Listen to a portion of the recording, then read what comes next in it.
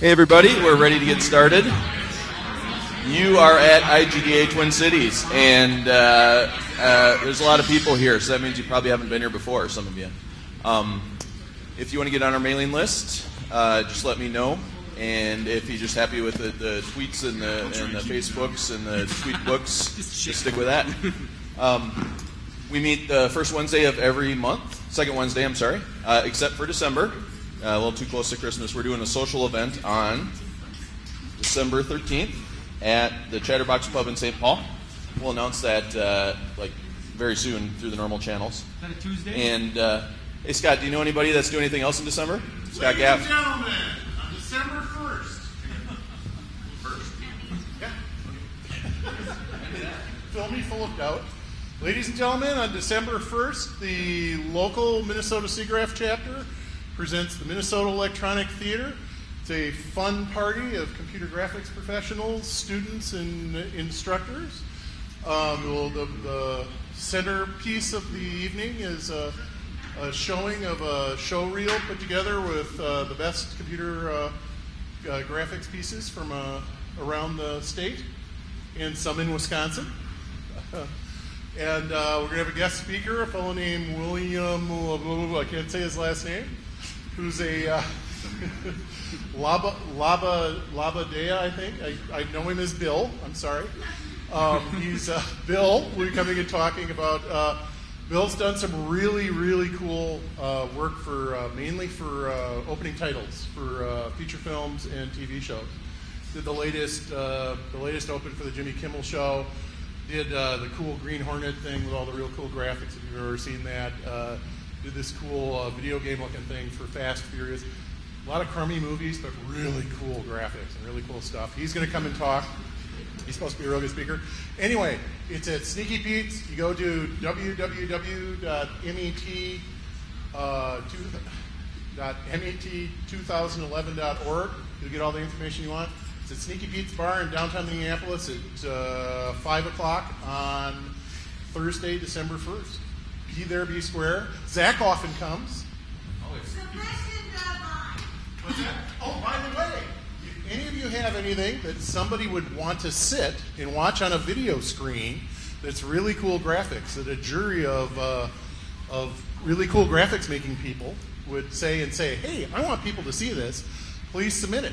The deadline for submissions is this Friday. You can get all the information you want if you go to the website. And yeah, okay.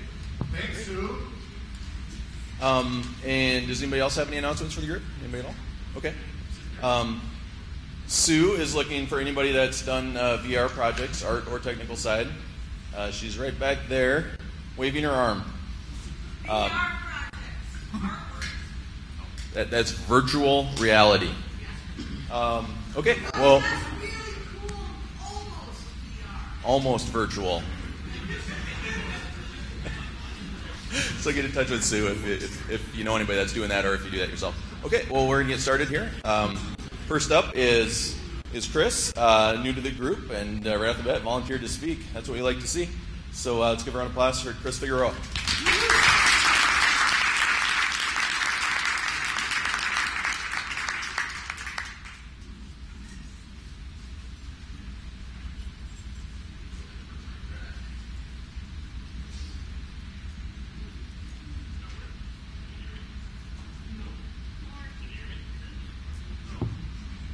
How about now? Yeah. Cool.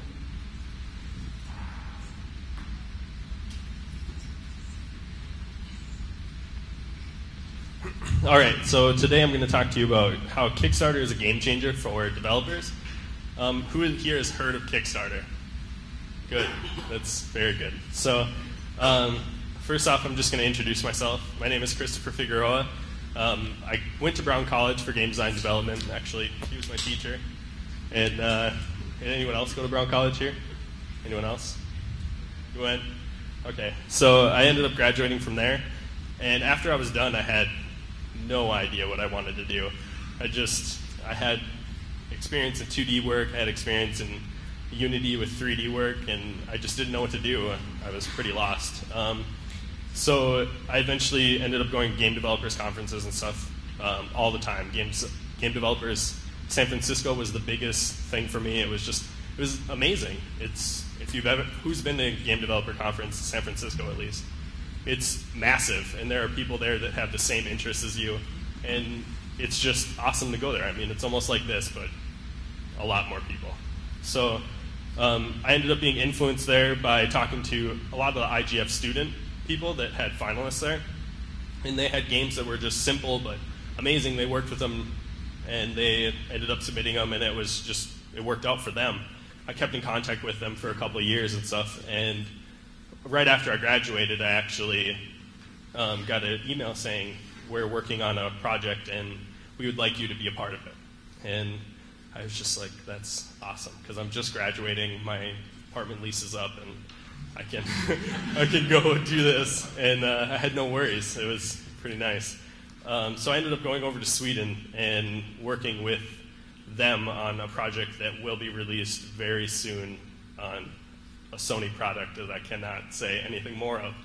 But it will be, and it's really cool. It's a very simplistic game that's fun, and I'm just very happy that they wanted me to be a part of that. So that's what I did right after, and then when I came back, I worked a normal job and just learned. That's around the time when Blender 2.5 was out, so I worked with that a lot and just got used to the new interface and stuff, learned just the new API and everything. So I was working with that at home and just working a normal job. Then I went to a job interview at Activision, which is in Eden Prairie, if some of you guys don't know. I worked as a QA tester for online. So I did anything with online, I believe Chua right there, I worked with him. So we worked with GoldenEye Reloaded, which just came out, NASCAR 2011. I did just a bunch of things. We did only online, so functional. I never went through single player or anything like that. We did TRG, which is technical requirements that you have to do for each group. So I did some of that stuff with online. But after that, I was recently laid off, and which happens every year around this time. They just submit their games for Christmas, and people just go for it and buy all their games, and they just rake in money. And that's just kind of how it works. But and then I get rehired again later in this year. So around when I was being hired, they asked you, do you have any games to claim? Because you're going to need to claim something if you have came up with any IPs of your own, or if you're planning on working on something on your own. And at the time, I just had a few different things of my own that weren't really anything big, and one of them was the game that I'm going to tell you about.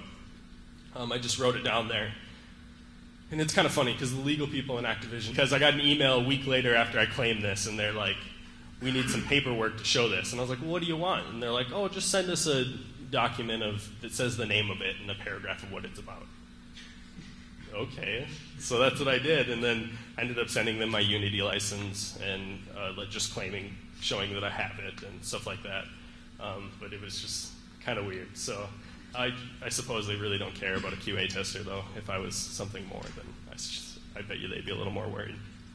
But recently now, I founded KinifiGames, and KinifiGames is the company that I own and work with to do this project that I'm going to introduce you to.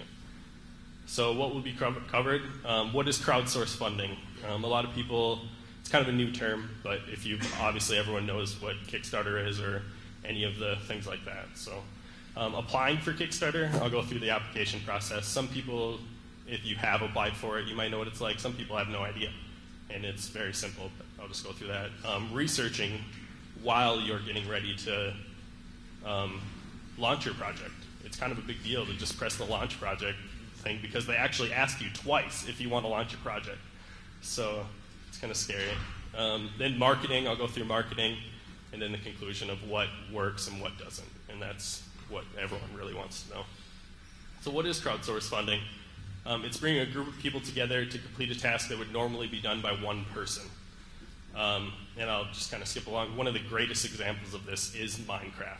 And everyone knows that. Everyone knows he just put a game up and had no idea what it was and just gave him money, and eventually he had enough money to complete a game, which will be happening on the 11th. That's the greatest example of it that I can think of right now. Kickstarter asks anyone to donate a certain amount of money to fund a project with a return of a reward. And that's a very big, because Kickstarter is driven by rewards, and no one really knows that. You just kind of like, oh, you want my money. That's for this project. That's one of the things that I'll go over too. There's minimal risk for you and the person giving you money. The person giving you money is giving any amount that they want to give you, and they get a reward depending on what they do. So if someone sees the second reward and it's like, oh, you know what, that's cool, and that's a little bit cheaper than the other one, I'll just go with that one. And it works for both of you because you're getting their money and you're getting a reward that you want. So it works excellent. Kickstarter is unlike the other ones because it's all or nothing. If you do not make the goal that you set, you do not get any of the money, nothing.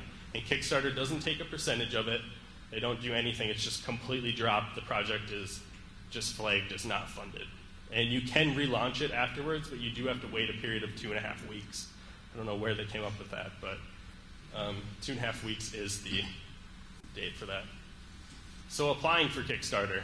Has anyone ever applied for Kickstarter or have a Kickstarter project here? Anyone? That kid, maybe? Questionable? Okay. So applying for Kickstarter is very, very simple. It's pretty much you send them an email. You have 100 to 300 words to tell them about your project. And that's all you have to tell them and have them accept you and have this opportunity. You ask how much money will you need. I asked for $5,000. Tell us why your project is different. And this is what they want from people. They want to know why your project will attract other people to it. And I kind of did something unusual. I just told the person, why don't you get to know me and add me on Facebook? And that's something a lot of people would go, whoa, like, you shouldn't do that. Why would you want someone to see your Facebook pictures and stuff? I have nothing to hide, and to me, showing Facebook is the person that I am. And I had the person, and probably a week later, I ended up getting a bunch of Kickstarter people add me as friends, which was really funny. But right away, I had one person that added me. And she commented on one, liked another picture, and stuff like that. She noticed that I'm an avid skateboarder. I liked video games. I went to college. She saw pictures of me in Sweden. She just saw a bunch of different things. She saw who I was as a person. And that was unique in their own. And she even said that in her email, too. So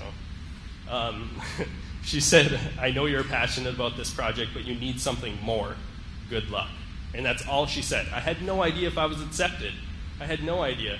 And then I get an email a little while later saying, you have been accepted to Kickstarter. You can take as much time as you'd like and then launch your project. So that was kind of interesting. I was accepted 2 days later after I did my application. So it was pretty fast. I did it on a Monday, so I assume that would be why. So I started on July 12th. The project is called Imagine Me. My goal was $5,000. And one of the things I did that was a little different was everyone receives a copy of the game, and then later on I added that everyone receives a copy of the game and a friend code. So not only are you paying for this game and giving me money to make it, I'm going to give you this game and another copy of it for you and a friend to play with, which is, I don't think anyone's ever done that, actually. I had a short video that was just very, very simple. It was me sitting on my couch in my house just saying, like, what I wanted. There was questions that we had laid out, and I answered the questions, and that was about it. 3 months I took watching other projects to figure out what was perfect for me.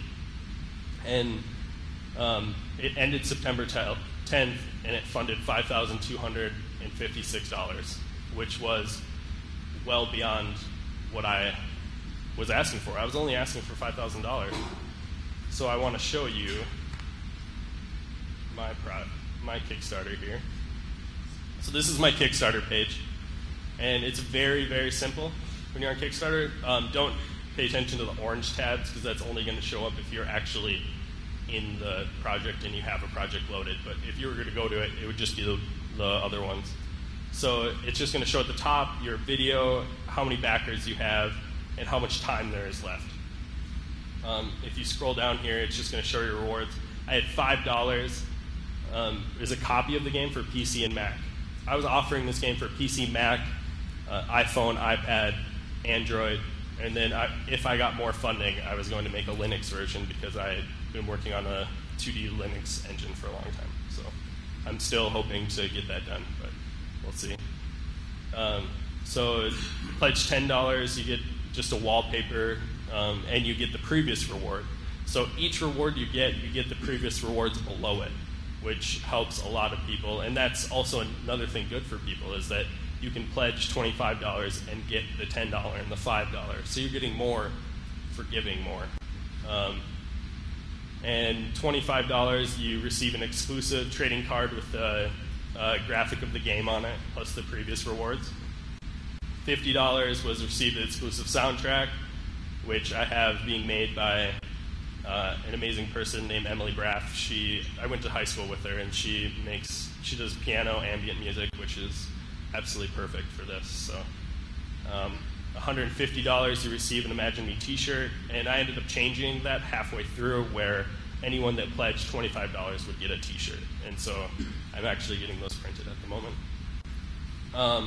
So pledge $250 or more, you're receiving the card game adaptation of Imagine Me, because I'm a very big board games person. I feel like it was a very big start for me for video games or just games in general. So I am making an adaptation of that, which I'm actually quite excited to get started for. So $500 is just a poster. $1,000 is I will call you personally and thank you, which I did have someone that changed their thing, and I'll talk about that later, that was actually quite amazing. So, so yeah, that was my project.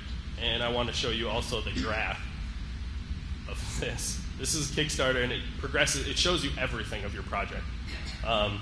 It went very, very slow at first, and everyone can see that.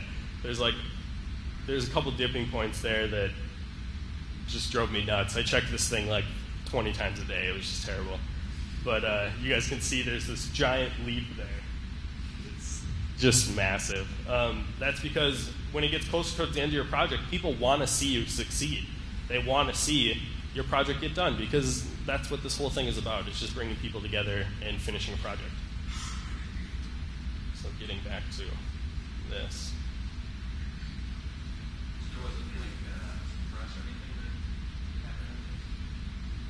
When I launched my project? Or that? No, there was nothing.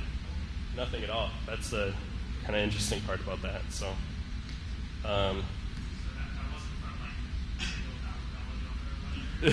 no. Actually, I'll talk about it later. There was a very big donor at the end that was absolutely amazing. Okay, so I'm just going to tell you how I did this. So the moment you click the launch button in Kickstarter, it's kind of scary, because game developers don't picture themselves as an entrepreneur, and that's what you are the moment you press that launch button. You're an entrepreneur. You're trying to do something. It's very scary, and I had no idea what I was actually getting myself into at the time. So what I did is I bought advertising in Reddit and Facebook. I used Twitter, which I'll talk about later. It's kind of a love-hate situation. Email. I emailed a bunch of different places. And also, I just wanted people to know who I was. I wanted people to add me and talk to them. I had multiple people add me on Facebook and just like see who I was. And it was pretty interesting. Something that changed that I've never seen any game on Kickstarter do was I gave them a game design document of the entire game. And a lot of people are like, ooh, that's kind of scary. Like, you're giving away everything. Like, what do you have left then? You're just opening your project up to everyone, even people that don't even understand it. And I feel that that was the greatest thing for me to do, because people understood what I was doing and what I was trying to achieve from the start to in the middle of production when they barely hear from me. And they'll know because they can look at it and see that I have a set schedule for everything. And again, there is no project that has done that at all. So I want to talk about advertising. It's something very common in Kickstarter projects. I didn't know that until later on, that it's actually very common. And I talked to other people that had successful projects, and they actually did multiple advertising, way more than I did. So Kickstarter does do some advertising. If your project is popular, it will end up on the popular page, and that's really what you want. You want your project to be unique. You want your project to show up on there, because it will have more views. It will have more people that just see that, and it's better off that way. But unfortunately, I didn't end up that way until later on, which was like halfway through, and that really didn't help much, as you can see from the graph. But so I did Reddit, and that was interesting. I paid $50 and received $50 more when I emailed someone and told them that I was interested in doing a Kickstarter project and wanted to do that. The lady's like, you know what, that's really awesome, and she gave me $50 more. Okay, so I had no complaints there. I just made an advertisement of the little character that I had, and it just said, I'm making a Kickstarter project, and I would love for you to donate to this. Hey, Joanne.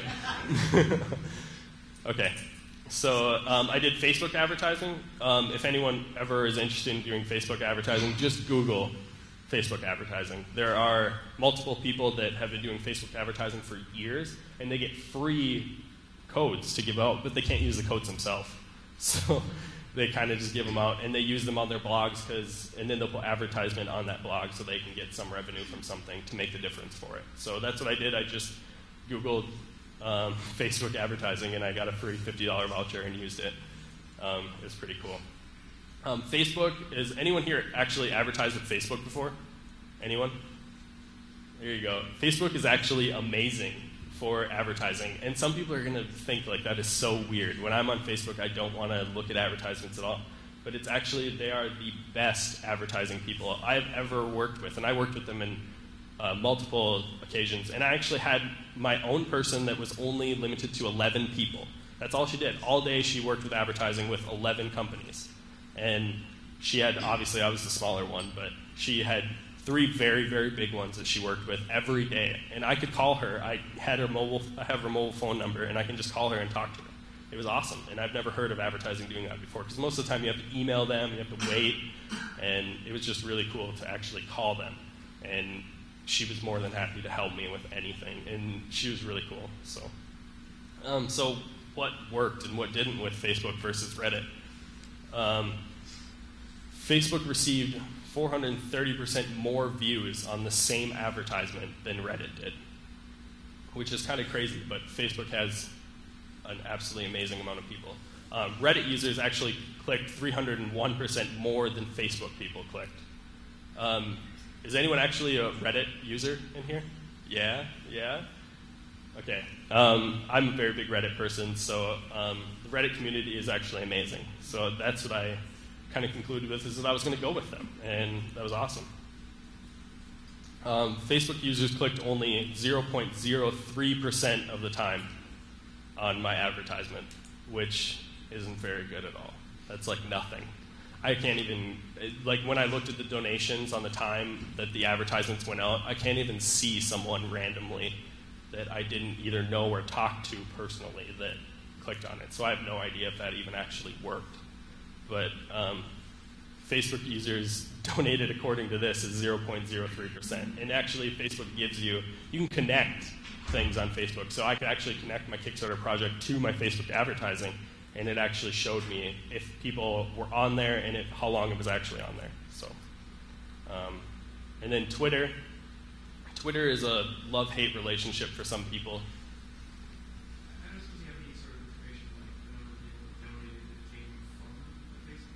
No, that's what I was saying, is I have absolutely no idea what it is, because I connected them, and it doesn't say. Like, the person that I know that donated on the days that my Facebook advertisements showed up are people that either saw my Kickstarter project, and I don't know how they saw it. That's what I don't know. But I talked to them personally, so I knew that I already talked to this person. It wasn't just like some random person went to it, and I can conclude that it came from there. So again, Twitter is a love-hate relationship. It gives you a lot of free advertising, which is absolutely amazing, because the indie development community is awesome, and everyone knows that. I mean, all of us are here right now. I had multiple GDC contacts that I would email, and they would Twitter to people, and they worked for AAA companies, so they would just Twitter it to their people, and then everyone would retweet, and it was just a giant circle, and that's what I wanted. It worked perfect. A lot of people advertised it on their websites, which is actually very, very cool.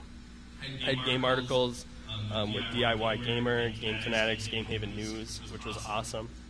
I never asked for anything like that, but obviously they're smaller websites, so they want something. They want to give back to the indie community because they know that they're small themselves. So, yeah. Yes, they did actually. They actually retweeted my stuff, and then later on I found out that they emailed me and they wanted to do articles on me. So later on I found out about that. By the way, if anyone has any questions, just feel free to ask. It's fine. I Twittered so much it felt like spam. Like, if you were to look at my profile from that time, it was just almost like spam. And it was a good thing, but it was a bad thing because I was using hashtags like game dev, I was using hashtags like Kickstarter and stuff like that. New people were seeing it, and I was hearing different things about it, and it was good. But at the same time, if someone were to like look at it and be like, "Oh, this person has a project that's really cool," and then he goes to my profile, he would just see 700 of these, and it didn't look very good. But at the same time, I know it helped because in the end, I have multiple contacts, and I eventually ended up finding IGDA Twin Cities. So there's a couple different things there that worked. Minecraft Chick, Carl Magnus, a bunch of people from EA and Bethesda that I know, they all helped me. They retweeted it, they sent it to people that they thought would donate and everything, and that was amazing. I've never had a AAA company like try and help an indie dev person. I never thought that would ever happen, especially someone that's not known at all for anything. So that was pretty interesting. Again, love and hate mail. You'll receive this a lot in Kickstarter. When I launched my project, I received a lot of emails from people just saying, like, you know what, this is awesome. I'm so happy that you're doing this. You know, I'm just out of college. I think this is great. I kind of know maybe I can do something like this. Or people saying, I'm an indie dev and I'm looking to get funding. This is so awesome. I'm glad that you're doing this. But also, there are hate mail, and there's lots of it. And I cannot tell you how bad it gets, because it absolutely gets really, really bad. People email me and are just like, there's world hunger. I don't understand why I'm donating money to you to do this if there's all these problems, there's all these charities. I can't believe you're doing this.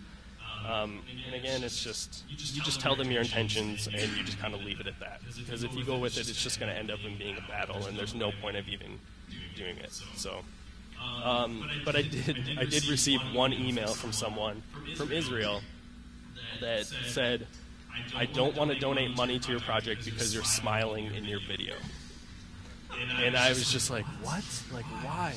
Why? I don't understand. So I just kind of thought about it a little bit, because obviously you don't want to go into an email just raging after you read it. You just want to think about it. So you want to think about it for a little bit. And I did. I just like, I can't even think about this. So I kind of talked to a few people and figured it out. And I honestly came to the conclusion that it must be some sort of cultural difference with businesses there. Oh, maybe. What happened?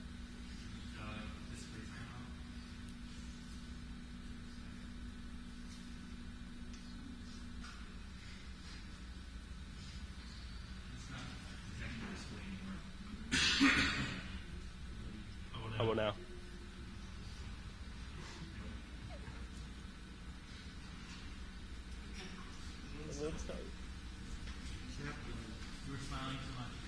Yeah,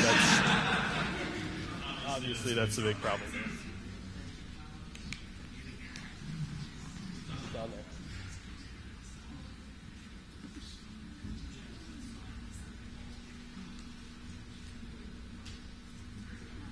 there. Yeah, cool.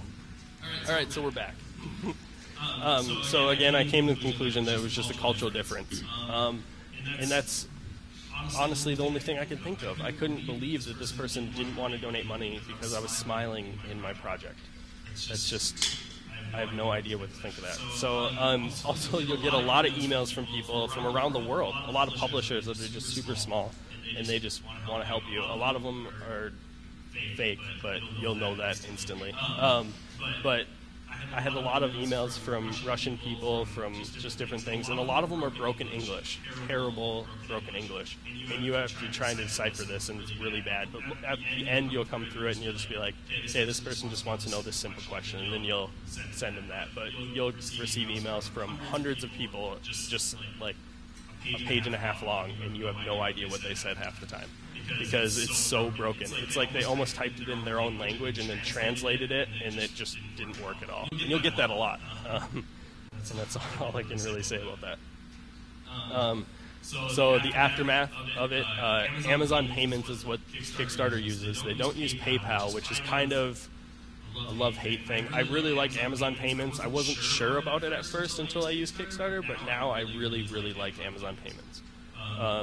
They collect the money from the most recent pledges first, because they'd assume that the person that pledged an hour before it ended is the person that knows that they have money in their account, compared to the person who did it 30 days ago, or 60 days ago, or 90 days ago.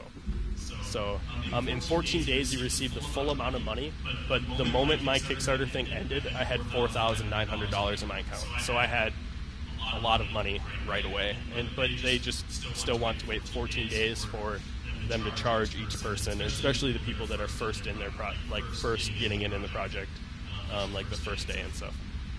The downside is that Kickstarter takes 5% of the money, Amazon takes 3%. So there's a lot of money gone right there, especially if you're only asking for $5,000. But it was worth it in the end, because if you think about it, you had no money to start with, and you're receiving this giant amount of money at the end. So it's really worth it. A lot of people are like, there are places that charge less and stuff, but in the end, this was the best. So, and another thing, the aftermath is you will get emails from publishers like no tomorrow. I had multiple that I cannot talk about, actually, and because I may be working with them. And I also couldn't talk to them because I was working with Activision at the time during this project, so I can't talk to them due to my agreements and my contract with Activision. I cannot talk to them because Activision works with them somehow, and that's like kind of crossing them. So what would I have done different? I would have put my video on YouTube. Mobile users, they want to look at Kickstarter on their phone or their iPad, and you can't do that because it's Flash. So that was kind of a big problem. If I would have just linked below, here's the YouTube thing, I would have gotten a lot more views, and a lot of people wouldn't have had to wait till they got home, or some people wouldn't have forgot about donating at all. A gameplay trailer is what I would have done. I was actually pitching them a concept, and that's why I gave them a game developer's document. Like, what else would I give them? I don't have a game. I don't have any gameplay for them to show at all. The only thing I had was like this 5-second clip. That was it. Offered them previous games that I've worked on, or a game demo would have worked even better than a game trailer. So, more updates. You can give updates throughout your project as much as you want. And a lot of people do like to hear that you're actually didn't just press launch and sit back on the couch and wait for money to come in. Some people like to see that you are doing that. I did like 18 or 10 or something like that. It wasn't very many, and I did it on big parts of it, so I made like 15% I did it. I made 25%, or 45%. Like, I did just big ones, and towards the end I did a lot more. One of the things that I saw on Kickstarter was a unique reward system, which I was just like, asking for money, you get rewards. I just didn't think anything of it. And this person was really unique. And they came up with an idea, I'm going to limit the amount of the reward for $5 and say only 100 people can do this. And then when 100 people donate $5, I'll unlock the next 2. And then all those people can donate more money in order to unlock more and more, and they're better prizes throughout it. So that was the most unique thing I ever had. If anyone has ever heard of the game Cthulhu Saves the World, anyone? That's the one that did it, and they did an awesome job. So that was one of the things that I wish I would have thought of. Of course, there are plenty of people that wish they would have thought of things. So. My conclusion to this is just be an honest person. That you don't be fake. Don't sit there in a suit and tell them that you want to be money. You're going on Kickstarter to ask your friends and your family and people you don't know for money. And you just want to show them who you are. Don't be fake. Don't tell them lies. Just tell them exactly how it is. That's another reason why I gave people a full game design document. It's just, I had nothing to hide. I wanted people to know what I was doing. Be excited about your project, and others will follow. If you talk to someone and you're like, I'm working on this game, that's it. No one's going to know about it. No one's going to be excited about it. So you want people to be excited. You have to be excited for people to see that. I would have done more Facebook and more Reddit. Twitter, YouTube, Vimeo. I would have done all of those.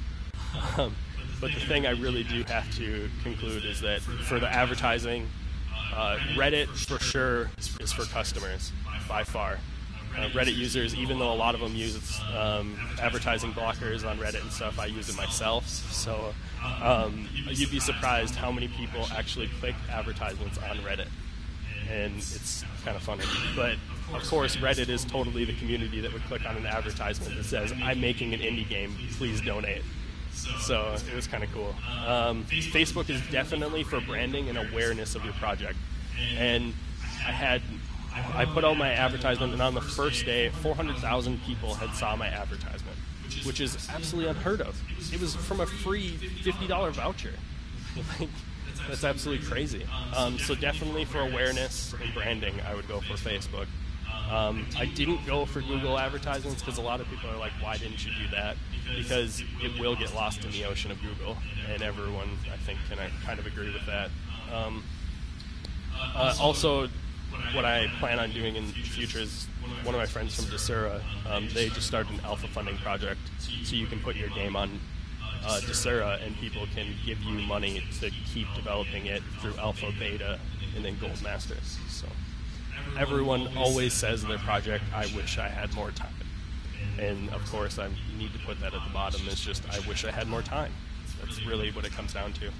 If I would have had more time, I would have been able to do a lot more. Acknowledgements, obviously. I got to thank all these people, family, friends, my girlfriend right there. She's cool. Game Haven News, Game Fanatics, DIY Gamer, they were all amazing. They were so cool, and they kept in contact with me after they did articles, and we're just like, how's it going? And still keep in contact. So Andy Kell is the person that I need to bring attention to. He donated $50 originally, and he's one of Holly's friends that I met, and he is just like, I'm going to Australia, and I have all this money in my American bank account. I really don't need it. So he's like, and I was like, well, okay. So he actually ended up donating a very big amount of money, which is part of that giant spike, but I can show you later if you're interested in that. That's actually only 45% of that giant spike. So it's pretty cool. And if anyone wants to contact me, my email is just chris@KinifiGames. So you can just email me. Feel free. Again, I'm an honest person. So my Twitter is Kinifi. You can, or go to KinifiGames.com or flavors.me/Kinifi. So you can go to any of that.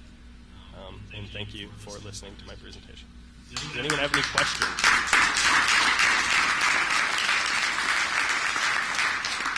Yeah. Okay, so everyone always asks this, and everyone always has a gamer name. I mean, come on. I'm sure some of us have some absolutely terrible gamer names, or like Noob Salad or something like that. Just something terrible. And so I started playing video games a lot, and I needed one, and everyone else had one, and I didn't. So I actually just went to a random name generator and pressed it until I liked one, and it was like in 6th grade. So I just honestly stuck with it, and a lot of people know me as that now. Some people don't even know my real name, and they know me as that. So, I mean, I'm sure a lot of you play games, and a lot of people on Xbox Live or World of Warcraft or anything just only know you as that. So that's just kind of something that I stuck with. No, it's nothing. Yeah, and the thing is you can Google Christopher Figueroa, and since it's such two average names, nothing comes up. But if you Google Kinifi, everything of me will come up. So that's pretty interesting. And actually, I'm happy about that because that's kind of works for me. I mean, I'm in game design, so it works perfect. So, did you find that going through Kickstarter changed the way you would develop games in the future? I wouldn't necessarily say develop games, but I would say promote or market, I guess that would be the greater thing to say.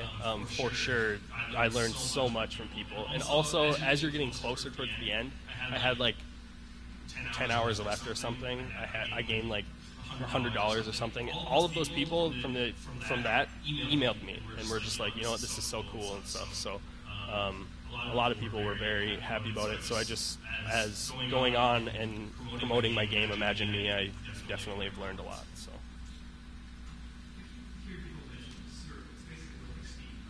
Yeah, Desura is just like a very indie, low-down version of Steam. So, and it's only Windows-only platform. Actually, they're going Windows and Linux first, and then they're going Mac, which is kind of backwards, but that's what they're going for. So they're very nice. You can literally just email the president, and he will email you back in less than 24 hours. He is awesome. So if anyone is ever interested in that, feel free. Yeah. Imagine Me, I'm trying to get it out before Christmas so people can use the code and the friend code as presents. As of right now, I would say I'm very close to in between alpha and beta, but I would say I'm on alpha like 0.7 or something like that. So I would say I'm very close to beta. Yep. Yes, it is. I'm using Unity, so it's very easy. I actually had a product that just released on Unity that you can make one single project and actually just use a certain script on there that says it only appears on the iPhone, or it only appears on the iPhone 4S or 4 or Mac and PC. So it's very easy for me to just do that and alternate my project. So. Distribution, again, Desura. I am working with two different publishers that I cannot talk about, but it's bigger than I could ever imagine. So, yeah. You? No, I'm not going to show you my video. It is beyond embarrassing. It's literally me on my couch and Holly in the background smiling and being like, this is awkward. So feel free to look at it yourself. But yeah. Yeah, Imagine Me is actually a game about you creating the world in order to help a boy remember who he is. So I incorporate things like if you come to a cliff, you can terraform the cliff in order to get him to the other side, or you can create like an object by drawing and just have it go there. So that's questionable. I would say it's a platformer, of course, but it's very, I don't know. I honestly don't know. It's definitely a platformer. That's the best way I can put it. So, but it will be released on PC, Mac, and hopefully Linux. We'll see if I get things going okay. But iPhone, iPad, and Android for sure. So, everything will be available on the publishers that I'm working with, and then I'll also offer it on my website for people that live in foreign countries that actually can't access Desura or anything else, because I have a lot of foreign friends too. So, Holly. Can you give any encouragement to people that are starting out, they haven't developed a game yet? What is the indie community like before you did this project? That you saw through? Yeah. So what I can't stress enough is if you are even thinking about starting a game, just go with the idea, stick with it, and just talk about it. Even if you don't even have the project started, if you're just thinking about doing it, promote your project right away. I started just telling people I had a Kickstarter project 3 months before I even launched it, and people were still involved with it all the way to the end. So I can't stress enough that if you do have a project, promote. Unfortunately, we have to wrap. We're a little over on time. But are you going to come and show us when it's done? Yes, I can come and show you guys when it's done. So.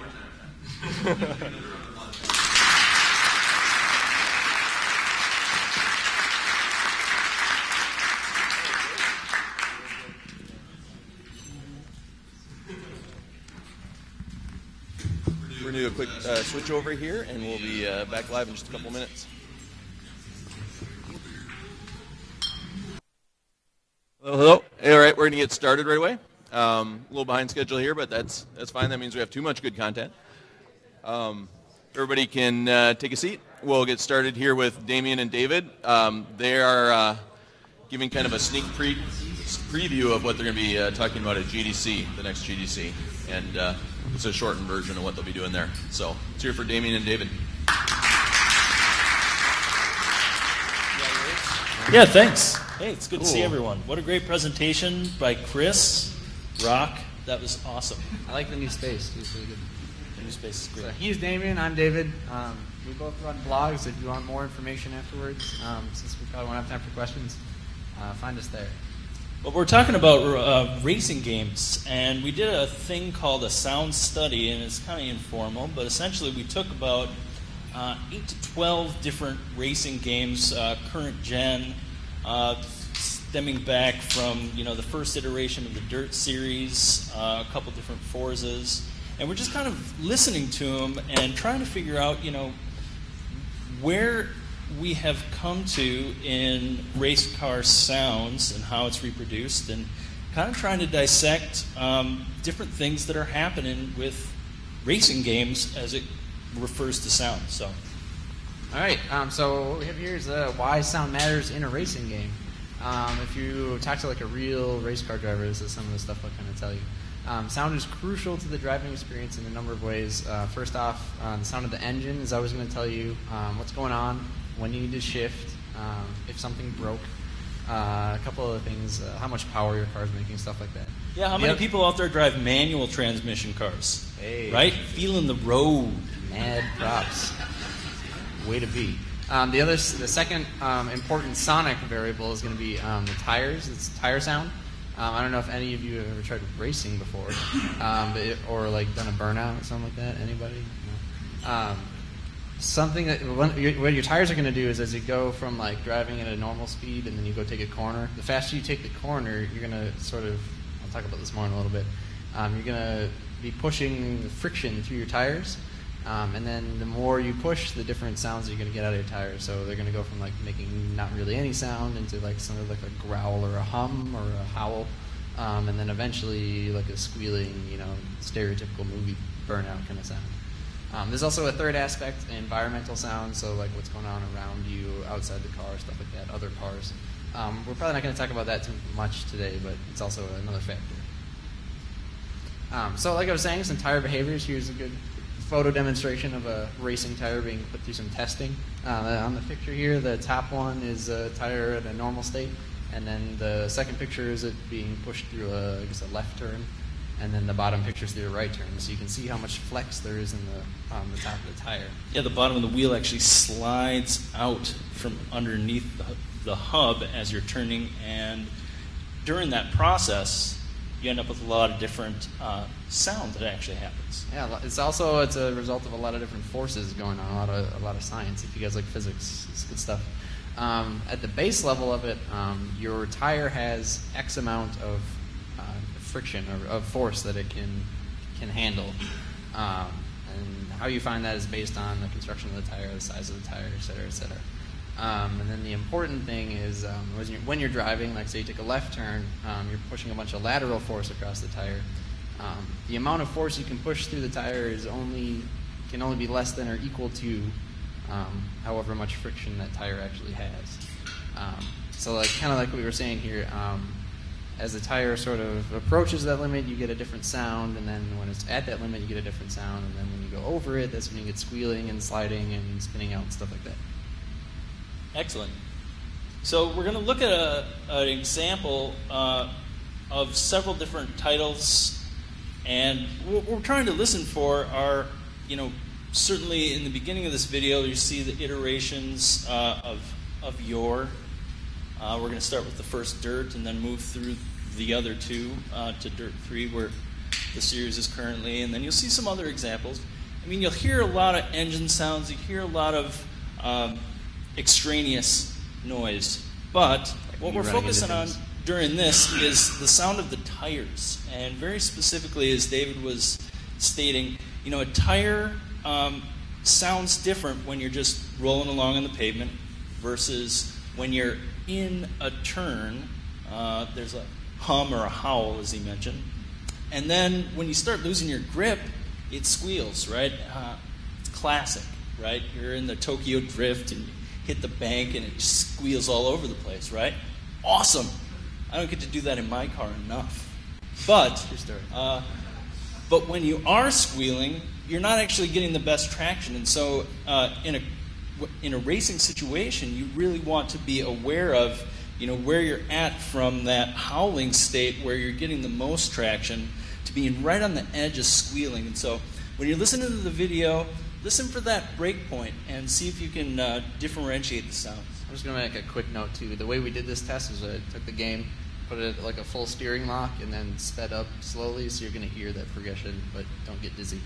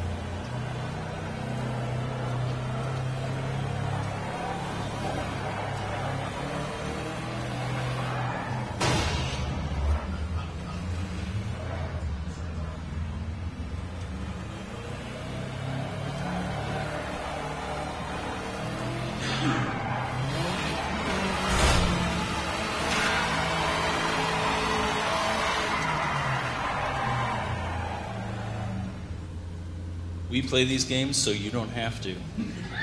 Sorry about the bad driving.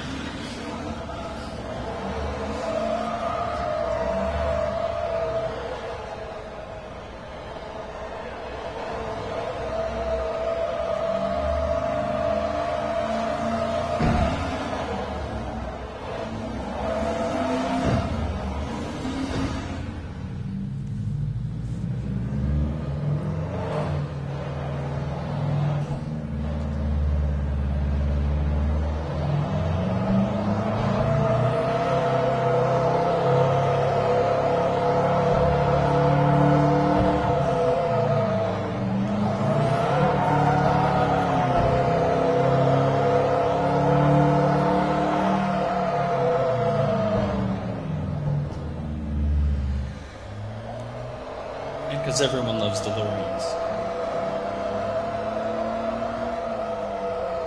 So, I mean, one of the reasons that we did this study is because a lot of times when you're playing a game, you're getting a lot of feedback, and it's happening really fast. It's very ephemeral. Sound is happening. You can't necessarily track it with your eyeball on the screen. And so one of the things that, taking this attention to detail on something very specific like the tire squeals is just to try and understand what is actually happening and how it is communicating to the player what's going on, so that you can make those kind of decisions about, do I need to step on the gas and take this corner a little harder? Do I have more grip that I can take as I lean into this, or do I need to back off? And so, maybe hard to get a feel for how that relates to actually driving a car, just looking at videos of, the screen spinning around. But in looking at all these different titles, the thing that becomes clear is that, where we started at the beginning of the video is not where we are today with current racing game simulations, and things are getting more and more intricate in the way that they communicate these sounds. So some of the important things that we've heard, kind of when you go historically, beginning to end, is you're getting a more accurate transitional phase. So kind of when you're approaching that, because I don't know if you remember back to the first Dirt 1, there was kind of no sound, and then there was squealing, and there wasn't really anywhere in the middle. And as a driver, that makes it really tough because you don't really have that point of reference. And then when they got to the Dirt 2, they sort of were able to fix this. They took the tire squeal sound and just made it really quiet. It was still like the same sample. And it helps because you get that frame of reference, but it's not quite normal like what a real car would do. And then by the time you get to Dirt 3, although it was a little bit quieter, a little harder for you to hear, there's actually a pretty good rumble which you feel more than you really hear, and that's, as a driver, what you really respond to when you're driving like a real race car. Another important change that we saw historically, especially in the Forza series, is they, in their squeal sounds, instead of using just one sample, they were able to use 4 different ones for 4 different wheels. It's important because in physics, the fundamental frequency of the wheel squeal is going to be based on how much pressure is on the tire. So like if you're in a left-hand turn, all of the weight of the car pushes off to the right side. So the tires on the right side of the car should be a higher pitch than the ones on the left side of the car. This was the Forza 2, Forza 3 was about the first time we saw this really being implemented. And that sort of should say a lot about what they're doing on their physics engine side as well, because those two have to tie together really closely. Sure, and at the baseline, all of these vehicle engine simulations are driven by physics.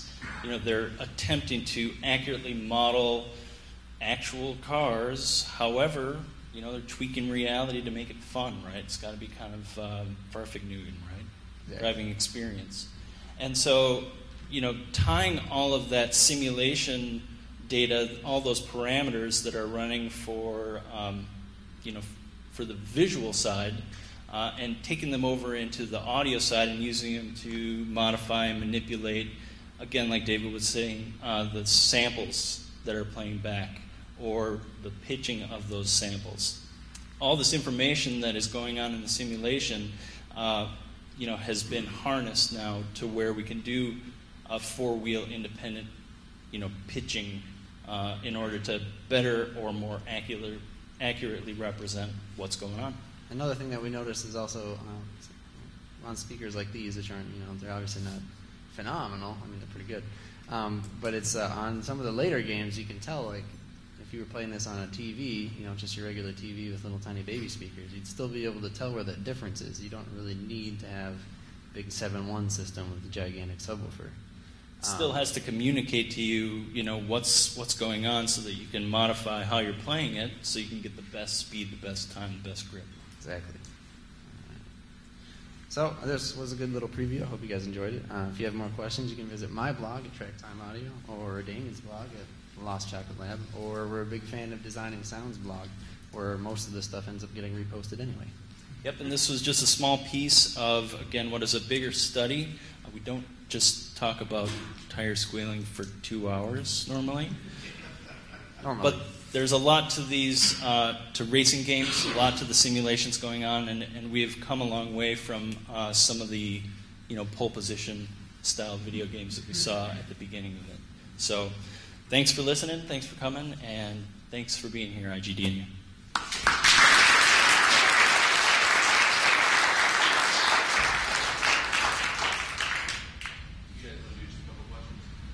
Any questions? Yeah, the quick.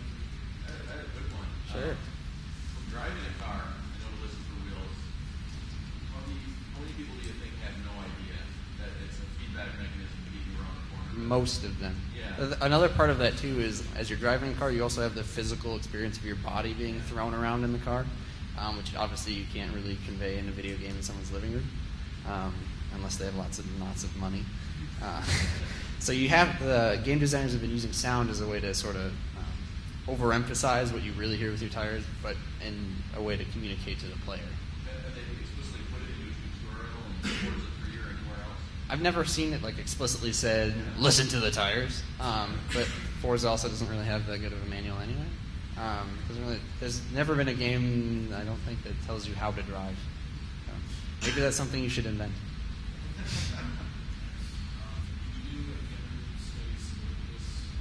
Yeah, we did a bunch. We actually broke it down into, we have one about engine sounds, one about environmental sounds, non-playable or non-player characters.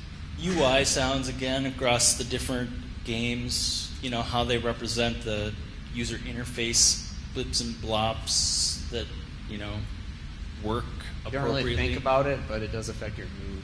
So like some of the games have a really dark, like the Need for Speed Shift is really, it's like kind of moody. They took a bunch of like Linkin Park songs and remixed them all dark. So it gives you a different experience than when you're playing Forza, which is really bright and shiny and clean. So it's really a different experience actually, even though you don't really consciously think about it. What motivated you guys to do this particular study about driving and stuff? Well, so last year I did one on footsteps, where I took and I dissected a bunch of different games and just listened to how they handled footsteps, very specific tiny slice of any big game, right? And one of the things that really got me thinking after doing that is that the technology or the technique or just the hardcore number crunching that goes into racing games and those simulations is pretty hardcore. And the sound for that is equally difficult to represent. Okay, so it's really hard to get sounds to sound good and realistic, and there's not a whole lot of documentation about how to do it. In fact, Lots of stuff about how to record a car, but not a whole lot about how to make a car in a game sound like a car. Yeah, or what parts of that simulation need to be represented with sound. Like, would you ever think of 3+ different variations of, sound for just the tire squeal? Not to mention 4-wheel independent pitching, again, to represent accurately the simulation that's going on. And so I think part of the reason that we're doing it is to try and expose some of these techniques that are being used, hopefully to kind of inform, people who are interested in these kind of games and the sounds. Like these big studios, especially for sounds that need to be so specific for cars and stuff. How big of a sound department do they usually have, and how long do they get to work on field recording and inputting these sounds? It varies from project to project. I guess personally I'm more familiar with how Turn 10 does things because Greg has written a bit about Greg and Mike have written about their process. Usually they take like the car they want to record out to an empty airport, strap a bunch of microphones to it, and then hire a professional driver while the recorder sits in the passenger seat and tries not to throw up. Mike wasn't very good at that, if I remember right. And they'll do that for every car that they want. Actually, often they'll outsource the car recordings, but with a very specific take list. And then it's a team of, I think, they had 3 co-designers and a team of, I think, 10 programmers. Which is, for audio programming, it's a pretty big team. But it's also kind of a big part of the game, so it makes sense.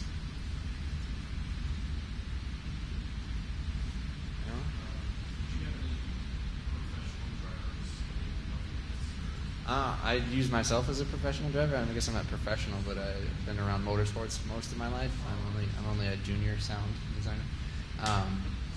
But yeah, I raced a lot of go-karts or autocross every summer, which is a lot of fun and cheap. But I have actually done a couple interviews on my blog with professional drivers, some guys in ALMS. Been really cool. And really good way to converse with them is on Twitter, which is weird, but works for me. So I actually did get some real professional opinions on this. So if you were to get like a good sample of a squeal, for instance, would you want to record it like right near the wheel as it's happening, or? Most of the sounds are recorded as dry as possible. Actually, what Forza did is they rented the Tesla Roadster, which is an electric car, so there's no engine sounds or minimal engine sounds. And then they did a couple takes of like microphones strapped near the rear wheels while they did like burnouts and stuff like that. They also had microphones that are stationed, like say it's right here, and they have the car whip by or something like that. So they kind of get, some of them are just for reference, and then some of them get mixed down into samples. That's going to be another question. Well, I was wondering, like with your footstep study, the same sort of things. Like as you're taking footsteps in pure sound, you put the sound at the feet, or do you record it kind of like the ears would hear it and then play that? Right. Same true for like squealing. Can you, or do you think you know how some of the games might be doing that?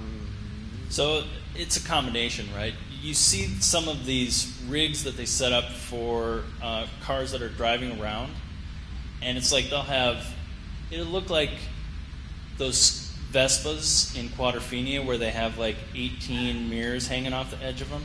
They'll just have microphones hanging off at every orifice, recording sound all the time. And so to your point, they're picking up sound from the position of the driver. They're picking it up from the front of the car. They're picking it up at close range, maybe under the bumper.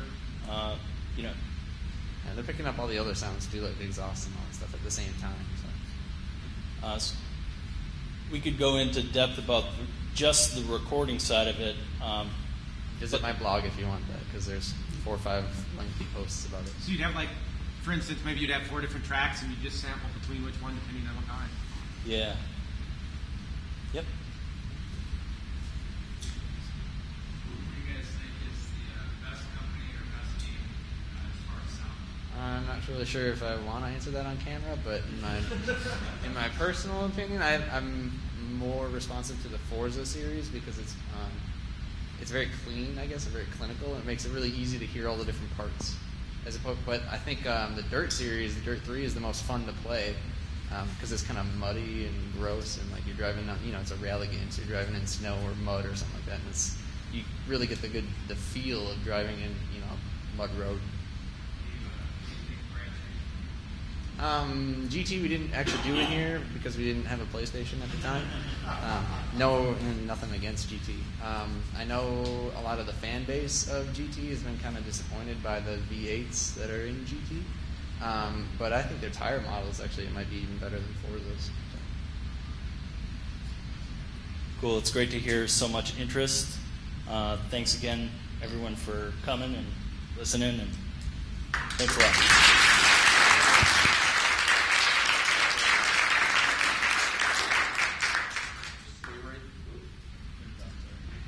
Stay right there. Quick switch over to Aaron, and we'll get going again right away.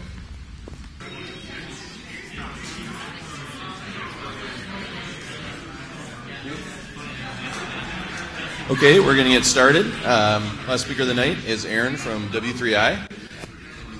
Hello. And he's the guy you got to thank for the beer. So let's give a nice, extra loud round of applause.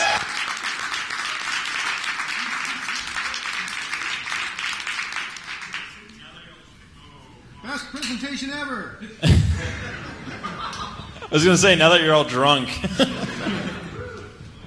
this will be really entertaining. So, my name is Aaron Bannin. I'm here to talk to you about Freemium, a love story, as told in 3 acts. So, who am I? I work for Recharge Studios. We work with mobile game developers making freemium games that need either development or distribution help, and we consult with them and help their games become the most profitable games out, possible. So, first thing we need to talk about, lifetime value of a customer. When we're talking about any business, really, you need to think, how much money, what are my revenues for the customer? So, lifetime value is really simple to think about. It's the sum of revenues from an individual player. And then we also have another thing called cost per install in mobile. You can think of it as a cost of activation or other things, a sale if you're doing console things. That's basically just how much is it costing to actually get that person to acquire that customer. Basically, so your P&L looks like a total lifetime value, which is of all the players, how much did you make off of them, minus your cost per install, is your gross profit. Your gross profit minus your dev costs is your cash money. That's how much you have to buy food for your kids. And beer. So ultimately, game development, if you want to do it professionally, it is a business. And it's really cool to do that as a hobby. But if it is a business, we do need to think about the revenues and how the money's working. So, distribution, a love story. If we're going to get people to use the game, well, we have to find the users to play the game. We have to find some way to get the game in front of the users and get them playing the game. So, video games, as we know, kind of started back with the arcade box. And these two gentlemen, actually before they started, made the personal computer and revolutionized our lives that way. They worked for Atari. So Steve Jobs actually got the job to get the job for Atari, and then ended up hiring Woz to do all the work, and gave Woz about like 25% of the money he made. It's a really interesting story. So what made Woz so good is that he was a hardware genius, and game development was hardware focused at that point in time because we didn't have software as we know it today. So game development was setting up a bunch of arrays and a bunch of gates to have them perform and display what you wanted. This transitioned into software focus after the introduction of integrated circuits, but it was still very primitive. So Atari worries not only about the development, but also the manufacture and distribution of their games, because there's no one else out there doing what they do. So they have to take care of almost everything, or make those relationships themselves. For the player, there's a low cost to play. And the marginal cost is consistent and low. So if I want to play it more, I just pay more money. If I don't want to play it anymore, I stop paying. So the amount I pay is directly related to how much I get to play. Except if I'm really, really good, and at that point I can go through games and play a lot more for less money because I get more lives or can access deeper content. So the lifetime value of a user is theoretically infinite in the sense that the player can pay as much as they want to play as many times as they want. Practically, there obviously are some limits, but theoretically, you can get as much money from the player as they're willing to give. We also see social competition within arcade, because arcade games, they weren't sitting in people's houses, they were sitting in public places, and they had this cool little thing called high score charts. And you would develop these competitions, players would compete against each other on high score charts and drive social competition. So fast forward a few years, and we get the console. Video games for the masses. This is when video games enter our houses and become household game. Nintendo proved consoles could be effective. I mean, they proved that people enjoy playing games on consoles. Interestingly enough, it was marketed originally as a toy, not a video game, and the player purchased both the hardware and the game. This distinction allowed third-party studios to flourish, because the third-party studio didn't need to worry about making the hardware anymore. They could just worry about making the game. Second of all, they didn't need to worry about necessarily gaining a bunch of distribution to brick-and-mortar stores, because Nintendo would take care of that. So third-party studios came to life during the console. Lifetime value of the customer here is obviously just the purchase price of the game. So for the third-party studio, it's the purchase price less any royalties or distributions or any of those costs that they incur just getting the game out there. But it was a single, for every item sold, they received that revenue. For the user can't play the game before they pay, in the strictest definition. But once you pay and own the game, you can play it as much as you want. No more arcade where you have to pay every time you want to play the game. You can just sit at home and play for hours at a time. So players are relying on reviews and friends for purchasing decisions. But that isn't always the most effective.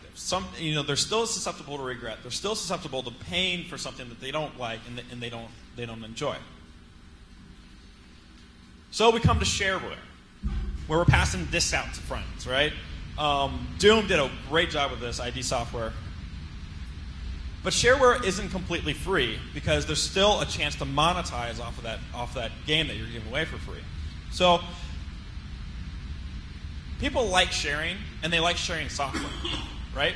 We like sharing, our events with people, or what we enjoy. We like to go out and brag about it. Like I enjoy red wine, and I wanted to share it all with you today. Until we realized we didn't have a corkscrew, so we can't drink any of that red wine we brought.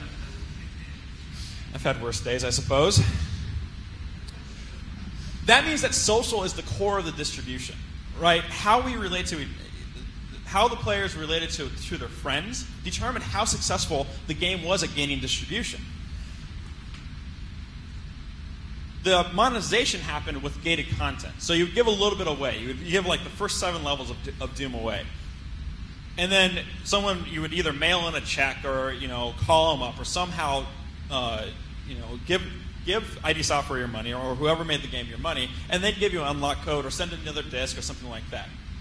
However, digital rights management, DRM, becomes critical. And that's not always effective because hackers are smart, right? They're really smart. People like to break things and like to manipulate things, right? We still have a single point of purchase, so the lifetime value of the customer is still simply purchasing the game. It's the unlock price. Then America goes online, and we see the Flash game. Good old Bejeweled changes everyone's life. So online, consumers can play online, the game online, or they can download it via the internet. So we have not only a mechanism for consumption, we also have a mechanism for distribution. Flash and Java obviously rule the day. Flash is still around for some reason. We see a rise of gaming portals. So like Yahoo had a gaming portal to drive people there. Addictinggames.com, I'm sure, has taken more hours of our life than we care to admit. So a player can play online for free, which is typically ad-supported, or they can pay to download for unlimited play. So there's also, once again, a single point of purchase. The lifetime value is the unlock price. Unless you like clicking on banners, like a lot of banners. So you figure that if you're unlocking the game or downloading the game for $20, that's going to be like, 2,000 banner clicks to even come even to that? So primary source of monetization really is the downloads. Also about this time, casual games is coined and proves to be a viable business model. Before, it was believed that players like to spend a long time playing a video game at any given point in time, or wanted to invest a lot of their efforts into the game.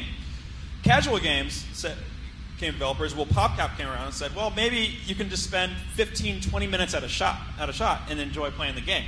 So we have casual games. Then we went to subscriptions with MMOs and RPGs going online, and people were subscribing online.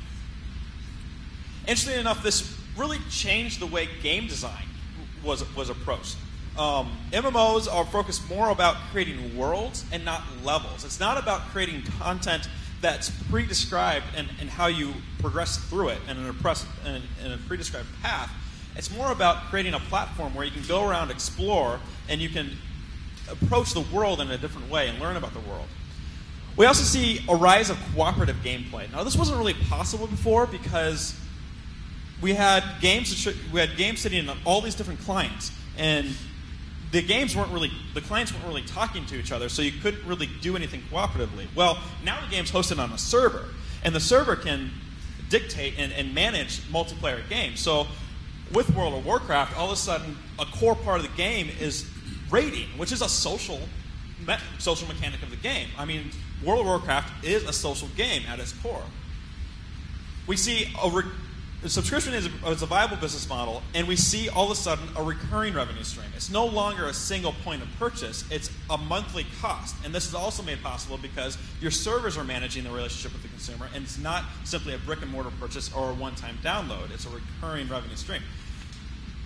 Highly engaged players are performing menial and redundant tasks.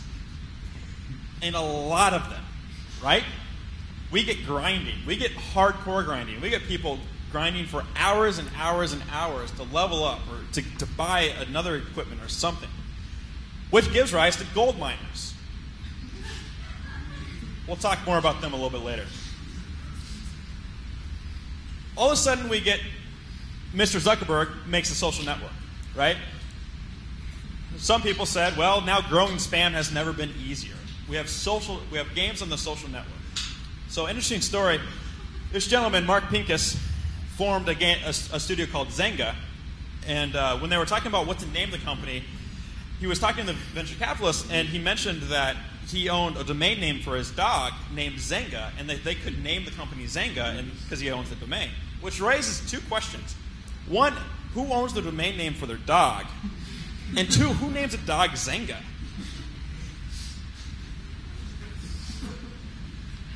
So, what made Zynga really unique and really disruptive in the world of games is they weren't game developers. They were web guys. They didn't come from a school of game development. They weren't taught all the habits or all the canon of how you make a game. They just knew that when you have a web page and a web application, you can see how people engage with that application, and you can do testing to make the application as effective as possible, to create an application that people enjoy the most. So they were willing to break all the rules because they didn't know the rules existed in the first place. Here we see casual gaming, light interactive gameplay, meeting the cooperative gameplay as well. So all of a sudden we have casual mechanics and social mechanics at the same time. Another interesting thing is it introduces the grind to casual gamers. Casual gamers are used to going to play a game, starting at level 1, playing as much as possible like an arcade, and then just having a little fun with it, dropping it, and coming back a little bit later. Well, now we have game states that can be saved on servers, and the casual gamer can spend short segments of time throughout the day or throughout the week and come back and pick up where their progress was, which allows them to grind without having to spend hours in front of the computer, although some of them did. The gamer can elect to play for free, or they can elect to pay. So Zynga also said, why are we charging everyone when we can get our games out to more people? We can get more people playing the game if we give the game away for free. And some of those people are going to pay. They're going to pay for a little bit more content. They're going to pay for some other accessibilities. And it turns out that some people really love the game, and some people are willing to pay. And some people really, really, really love the game and are really willing to pay a lot of money. So all of a sudden, we have this uncapped revenue stream. We're not telling a player that they can only spend so much to play the game. We're saying, if you really like this game, you can give us as much money as you want to play the game, right? It's like voting with your wallet in the purest form. And some people really have a lot of discretionary funds. Which brings to one of my favorite parts, the iPhone and mobile. So America goes mobile and changes everything. Act 2, mobile, a love story. So before iOS, there are many operating systems, many devices with different button configurations. Even specific manufacturers had different ways of making buttons and having their buttons configured. And there's many carriers. And as a developer, you have to develop for all the specific OSs, or pick an OS that you want to be on and develop specifically for that OS. But then you have to also develop for the specific devices that you have to have. And there's hundreds of them out there. And you have to make sure that it works for all these different devices and all the buttons actually work. And the screen sizes, for the love of God. And the processing power is abysmal on these phones. And then you have to, instead of selling it directly to the consumer, you have to first sell it to the carrier to even get your game listed on the phone in the first place. This is high dev costs for a very limited amount of engagement. Mr. Jobs says that's kind of silly. So Steve Jobs comes out and says, we're going to improve the hardware. We're going to increase the screen size. We're going to increase the processing power akin to what people are used to on a desktop or a laptop. We're going to put a WebKit browser in there. Oh my, we can actually see a web page. It creates a uniform platform, and this changes everything. It not only creates a uniform platform from the device point of view, it also creates a uniform distribution channel. And it gives game developers, independent game developers, accessibility to the consumer's wallet directly via iTunes. No more going through another third party, another distributor, or any of the, a publisher, any of that other shit. They can sell directly to the consumer. All they have to do is get approved by Apple, which can take a couple weeks, if you're lucky. No, I'm just kidding. A week is good for an iPhone game, right? iPhone games have proven to be very, very profitable. So let's talk about the top 25 grossing apps. So if you ever look at the iPhone store, iTunes store, and look at the top 25 grossing apps, this is what you're going to see at any given point in time. About 80% of them are going to be free to play. They're not going to cost you anything to download and to play for as long as you want. They're also, almost all of them are going to support microtransactions. So they're free to play, but they're really freemium in the sense that you can access more content or more accessibility in there, and they have recurring uncapped revenue streams.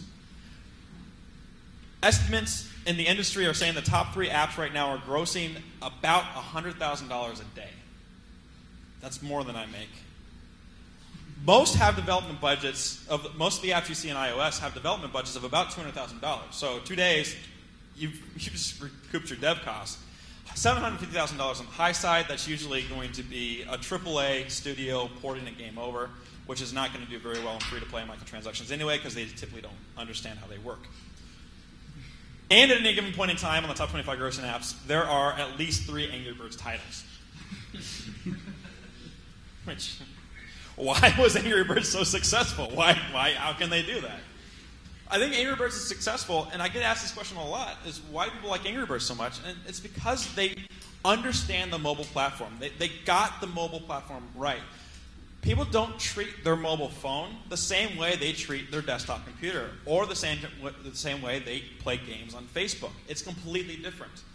Xbox players are very different than Wii players. Why are we platform matters. Platform has a big impact. So Angry Birds is really, really light touch. You can play a level less than 45 seconds. You can either do good or do bad, but you get that feedback and you get that stopping point in less than 45 seconds as to playing a level, sometimes a lot less. In mobile, you see median session lengths of about 2 minutes, 2.5 minutes on the high side, and 3 minutes if you're really kicking ass and people love to sit in your game and play for a long period of time. Light touch matters in mobile. Second of all, the intuitive interface. Mobile is a different interface than games we've seen.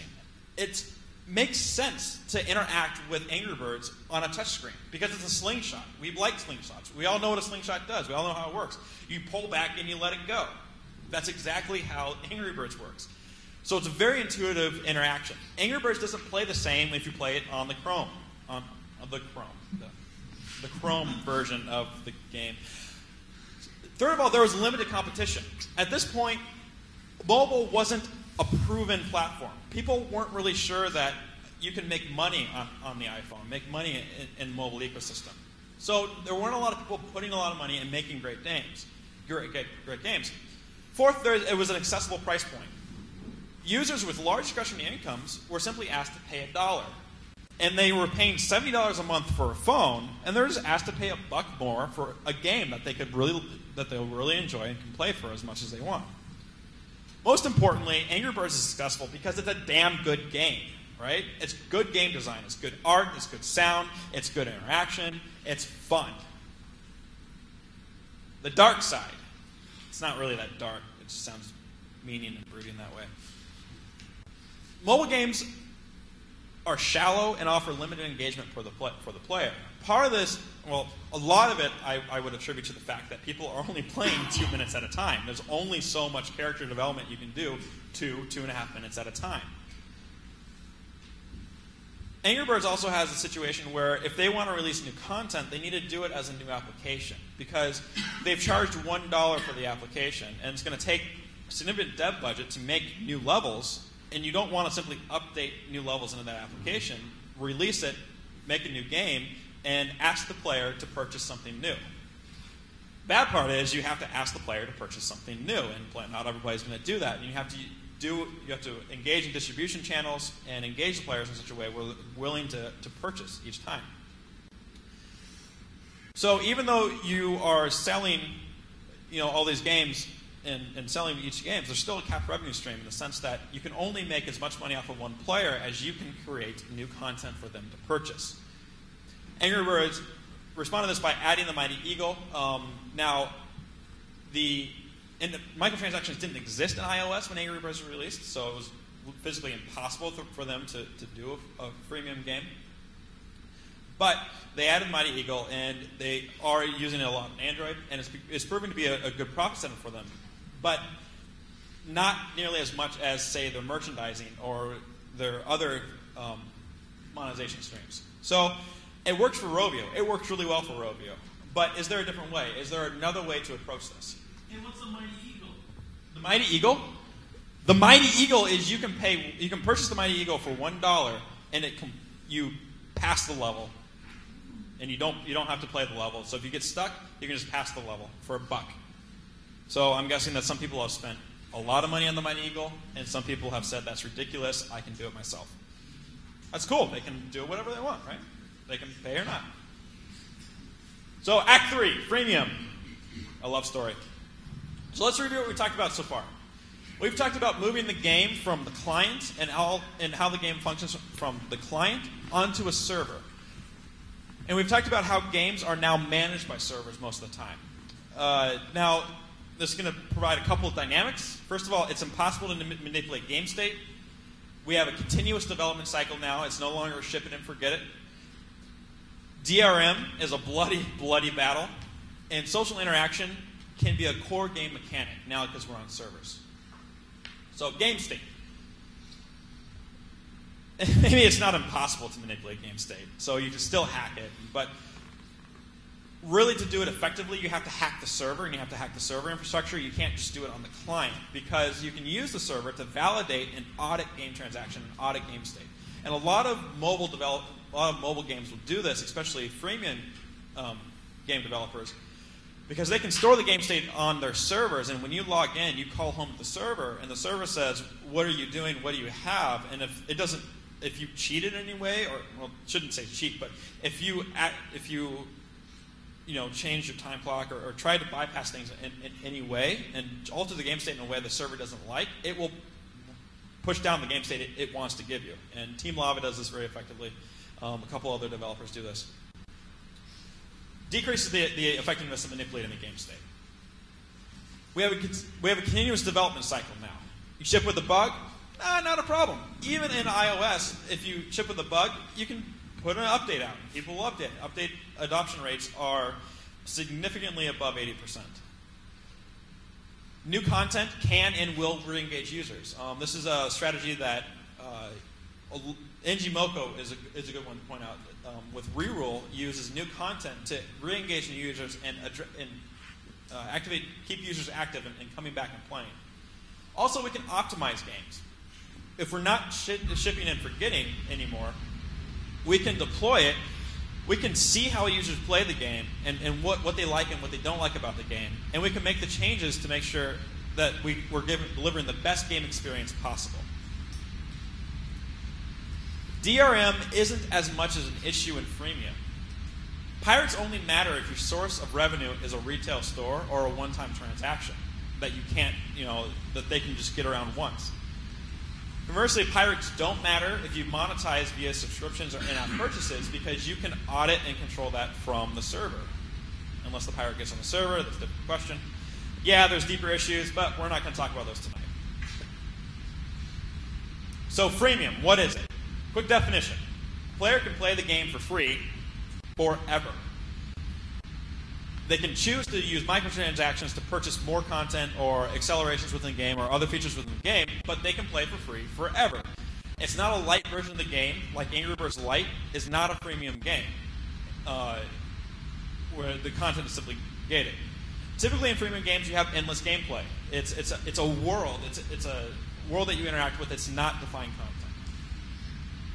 So what's different about freemium. Once again, we have continuous development. You're always looking to optimize the game. You're always looking for ways to engage the user and to find out ways that the user likes playing and to optimize that. To do that, data is key. So there's the concept of data-driven. So Zynga is known as being a data-driven company. They don't make a decision unless the stats and the testing tells them to make a decision. And then there's data-informed. And PopCap's come out on record and saying, data is important, but it's not going to be the end-all of our game development. We like to know what players are doing, but there's still a creative process. But at the end of the day, the data doesn't lie, right? So if you're data-driven or data-informed, it's still data at the end of the day, and you need to capture it, you need to understand it, and to make the actions. Cheaters in freemium, we don't necessarily fight them. We make money off of them. If you want to cheat in the game, cool, just let us know. We'll sell it to you, right?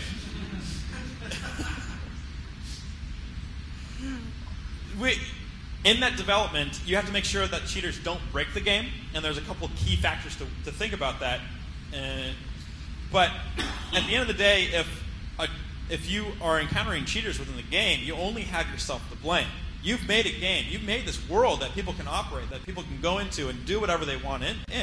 If they can do something within the game that you don't want them to do, well, you're the one who wrote the source code. Go change it, right? Freemium also has a concept that, you deal with the default difficulty. The best way to describe this is, imagine you go and give away Halo for free, and you make everyone play Legendary, right? And you charge them to lower the difficulty, right? It can be very hard. It can be very long. It can be very difficult. It can take a lot of time in a freemium game to accomplish the final goal. That's an opportunity to charge to engage the user and say, well, if you want it to go a little bit quicker, you want to make it a little bit easier, just let us know. We'll help you out on that. So there's a couple common freemium mechanics. We're going to really light over this. Interactive tutorials, explicit progressive information, and actually I'm not going to read the slide because we're going to handle them all individually. Interactive tutorials. Key in freemium games is to get people playing as soon as possible. The tolerance for a reward within a game is inversely proportional to how much you paid for the game, right? So I picked up Mass Effect and Forza 3 a couple weeks ago and started playing them. Mass Effect, it took me 45 minutes to actually get into active gameplay, right? Forza 3, I had an hour of content download before I could actually play the game, before I could actually get in the game and get to a menu. That may have more to do with my internet connection than the actual game design, but still, you're asking the user to download content before they can play the game, and there's a delay. Now, if you're paying $60, you're gonna be willing to suffer through it, or you're gonna be willing to go through it. The learning curve, you're willing to go through a steeper learning curve because you've invested $60 into the game or $30 into the game. Trade Nations, a very popular, profitable iOS freemium game, you'll be playing the game, physically playing the game within 30 seconds of launch. And the tutorial will have you engage with the game interactively. Another thing to note, in the case of the first two games, you already paid for it, so the developer doesn't care if you get past those 45 minutes or however long. That's a very valid point, very, very important. Explicit progressive information. So this is a really fancy way to say missions or quests. Maybe I should have changed the title of the slide. Maybe I should learn how to talk, too. So, missions and quests. Player behavior is prompted and awarded explicitly, right? I think I'm running out of battery. Okay. So, player behavior is prompted and awarded explicitly. You engage the player and you say, this is what you need to do next. They do it, and you say, congratulations, here's some resources, or here's some currency. And you begin it systematically. You begin it with core mechanics in easy parts of the games, and then you systematically introduce them to more complicated parts of the game. So the player should always have something more to do. Dual currencies. Virtual economy is a central part to freemium games. There's a separation between the purchase of the monetization within the game and the purchase of items within the game. It's akin to casinos and having you buy chips. The way that thought process is. So typically within the freemium game, you're rewarding players with currency and not items specifically. So we dual currency. Okay, what are dual currencies? We have a primary currency, which is used to purchase high valuable items. Rarely do you see these rarely is primary currency awarded during gameplay. It is always purchasable, and you can also call it premium currency or hard coin. Secondary currency is used to purchase most items in the game. So as you're playing the game, you're rewarded with like coin, and you have to go upgrade something with coin, and you have to go buy another item with coin. That's very common within the game, and it's central to the gameplay. It's purchasable sometimes. Some games elect to allow you to purchase it. Some games don't. Kind of debate on that. It's also called grind currency or soft coin. Another key mechanic in freemium games are compulsion loops. They're designed to get the player to come back. Because at the end of the day, freemium, you care about user retention. The longer a user plays the game, the more opportunity you have to get them to pay for the game. So you have two kind of strategies to work with it, and you often are using both of these strategies simultaneously in different parts of the game. You require a player to take actions within the game, separated by time, and you mandate that time separation. For example, you plant a crop, you have to come back, and you have to harvest the crop. Also, you limit the amount of actions a player can take at any point given in the game. That energy is refilled all the time. So you plant a crop, and that takes a certain amount of energy, and you have less actions you can take during that session. So this is made incredibly powerful with like a decay or disincentive mechanic. So the idea here is that if a player does not perform the action that they engage with, they lose the progress that they would have gained. So in a plant the crop, you wait a while. If you come back on time, you harvest the crop. If you waited too long and you come back, the crop's dead. Too late. You lose the crop. It's gone. This is a very powerful mechanic, and you should be very careful with this. It's often better to give no reward rather than to actually take something away from the player. Disincentives are on magnitude of multiples more powerful than rewards. Punishment is incredibly powerful, so use it very sparingly. Another mechanic is grinding cheese. This is really where the central part of monetization comes in and the microtransaction comes in to grinding cheese. So people will pay to alleviate the grind. And what we're looking at is a chart I pulled off yesterday of prices for World of Warcraft gold from gold miners. So people are paying hundreds of dollars to not have to sit down and do raids and kill monsters they've killed millions of times before because they want to access the content that they don't, and not worry about the hours that they do to engage with the game to access it. So there's two kind of issues here. We have the player goal is really either to progress through the game and to get better at the game or achieve certain things within the game, or there's to gain new items in the game, an acquisition. So we don't want to break the game. We don't want to just let somebody pay to level up, right? Because they're actually not playing the game at that point. So instead of pay to level up, you want to pay. You allow them to pay to accelerate the progression. So if we go back to the compulsion loop, where we have those delays, you can make those crops, mature immediately, or you can make that delay go away by paying with premium currency. And you can also acquire virtual goods.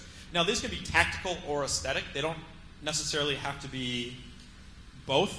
And depending on the type of game you have, is going to determine whether or not it is tactical or aesthetic. So tactical, does it offer some tangible benefit within the game? Does it give the player an advantage as they navigate through the game? Or is it purely aesthetic? Does it just look good? And the Eve monocle is a really fun story about that. So are you familiar with Eve and the Eve monocle? Anybody? Is that? Okay, so we'll hit it really quick because I like the story. So Eve is a massive multiplayer or role-playing game. And they went free to play.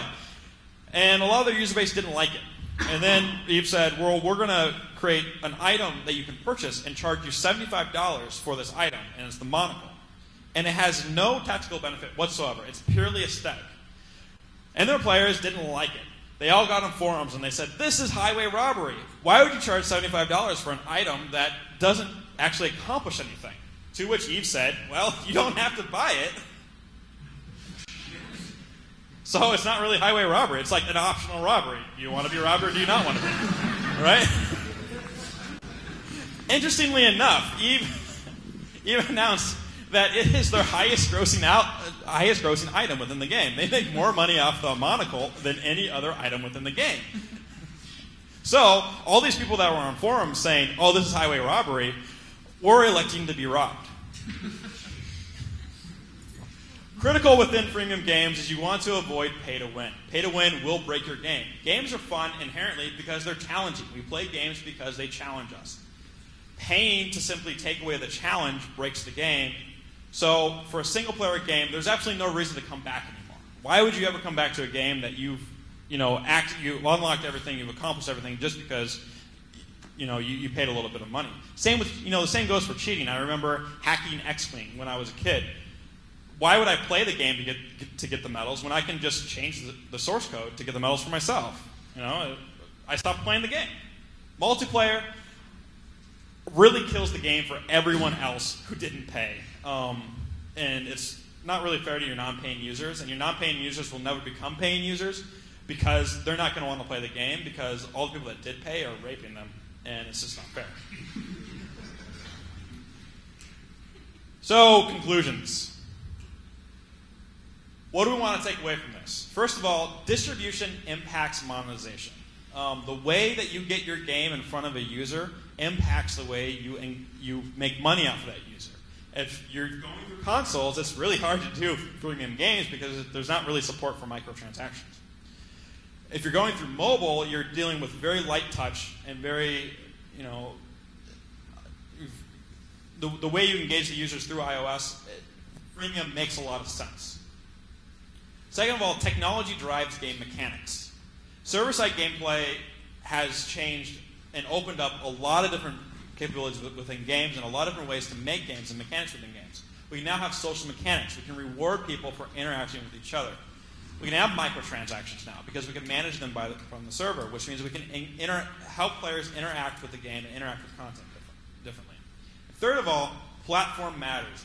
The platform that you're on will have a big impact on how the players will interact with the game. So, any questions? Back to the dual currency. Yeah. Do you have an example of that? Yes. Farmville. Oh, Farmville. Every Zynga game has dual currencies. Matt, do you know if there's a Zynga game that doesn't have dual currencies? Yeah, every Zynga game has dual currencies. Pretty much every Facebook game in that platform building genre will have dual currencies. Is there any game outside that venue? Oh, Facebook? Absolutely. Even with Legends? The League? League of Legends. It works super well. They did a good job of kind of making sure everything that you needed tactically was available through the in-game earnable currency, and the one that you pay for can do some of those things as talked to, where you can unlock some tactical things by paying, but most of the things you pay for are cosmetic. Is that the primary motivation to not have everything viable, essentially? Or is there other reasons to do dual currency? Well, so yeah, not everything costs actual money, right? Because the player should be able to navigate through the game without paying, right? So, but there should be options and opportunities for the player to monetize. And you want to design the game in such a way where they're prompted with those opportunities at the right time. But in order to separate that distinction, and psychologically you engage with the game differently, you engage with things differently if you have a different currency. We treat quarters differently than dollars, right? Or we even treat Sacagawea coins different than we do dollars, just because it feels differently, it functions differently. So there's definitely a lot of psychological advantages. From a game development point of view, the way you manage them with the game, it helps, especially when you're separating the purchase from the actual item, especially troubleshooting game development-wise in the development process, it's very advantageous to do so. Because you add that little bit of abstraction, and it allows a lot more flexibility in the development process, as well as how the game functions and the game mechanics.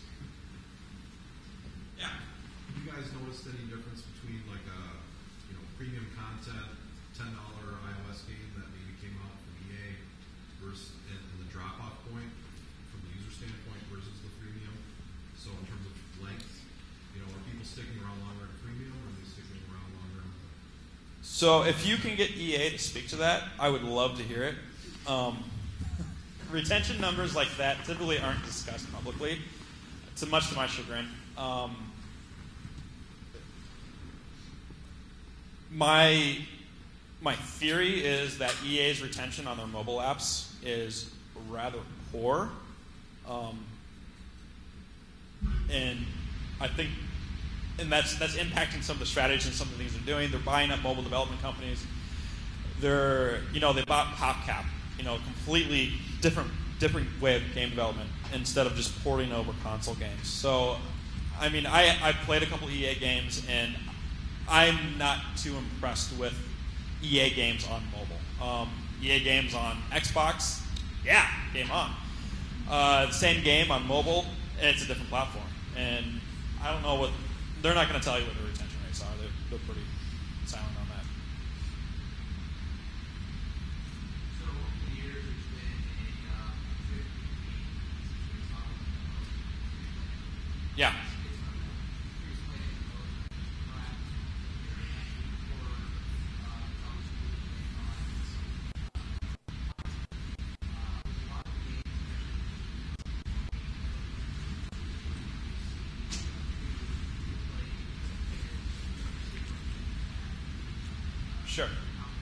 Sure. So to summarize the question, subscription good, free to play is for losers and people who can't make real games. And free to play is for people who rely more on psychological tricks in order to make money as opposed to making good games. Common critique you hear. I think that's a load of bullshit. I think that freemium has nothing to do with the quality of your game. It has everything to do with how you go about thinking about the game and how you design the game to be interacted with. And you are seeing a lot of AAA, browser-based MMOs going free to play. We have EVE that went free to play. We have Lord of the Rings, Dungeons and Dragons. We have games going free to play. So the critique that freemium games are worse games or crappier games, I think is absurd, because it's people that develop games differently, right? And yeah, there's a lot of crappy freemium games out there. There's a lot of crappy iOS games out there. It doesn't mean that every iOS game is crappy.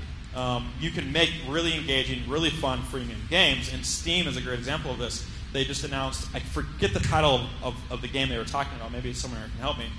They're seeing a 40% conversion rate on a game they made free to play, which is absolutely absurd, right? In the world of mobile, it's common to hear 2 to 4% for a freemium game, a conversion rate. 40% is just astronomically high, and they went on record saying, we don't know why it's this high. Right? But it proves that if a game that's fun to play, that people like to engage with, they will voluntarily pay for it, right? And if you develop the game right, and if you develop the game properly, people will pay a lot of money for it and pay to play the game. So all that to say, freemium is more about how you develop the game, and not necessarily, it has nothing to do with the quality of the game. The quality of the game is completely separate. Yes? Any research on retrofitting in-game currencies into currently existing games? Yeah. The research I've done is mainly by listening and talking to other people. And if any of you have access to the GDC Vault, there was a lot of discussion of this in GDC Online in Austin a couple weeks ago. And basically, they said it's very painful. Games need to be developed, especially with these kind of mechanics, they need to be developed from the ground up with those types of mechanics. It's hard to simply take that game and retrofit it. The best option to do, I think, is to take the content, take the engine, take the storyline, and create a new title and say, well, we're taking all that IP and we're going to make a slightly different game with it.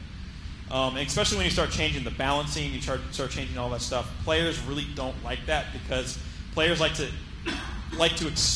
know what to expect. That's part of what makes a game good is dependability, and you can expect an outcome to some degree. When you're changing that fundamental stuff, I don't think it's very effective. And there have been a couple horror stories that have happened. So, thanks. So, how would you answer some of my teammates that just picked off of me? I'm pushing very hard to approach the freemium model and integrate that into it, but it's for the most part a top-down action shooter for the iPad. And yeah. So, not all game types necessarily work with this, at least from some of the debates that we're having. So, how would you approach that and say, this could still work for some of the older, almost arcade-like games? Yeah, well, my boss is here, so I must say, well, you can come consult with us, and we'd love to share our premium playbook with you. Yeah, I know Robin Ryan. We talked to him already, but yeah. I was curious how you argue against, or argued for. Yeah, no, that's a very valid point. And, I'm one to say that not all games should be freemium, right? Freemium is, we're talking about different mechanics in the game. We're talking about different gameplay within the game. It's hard to imagine Madden as a free-to-play game, right? For a multitude of reasons, the biggest of which is licensing. So not all games are meant to be free-to-play.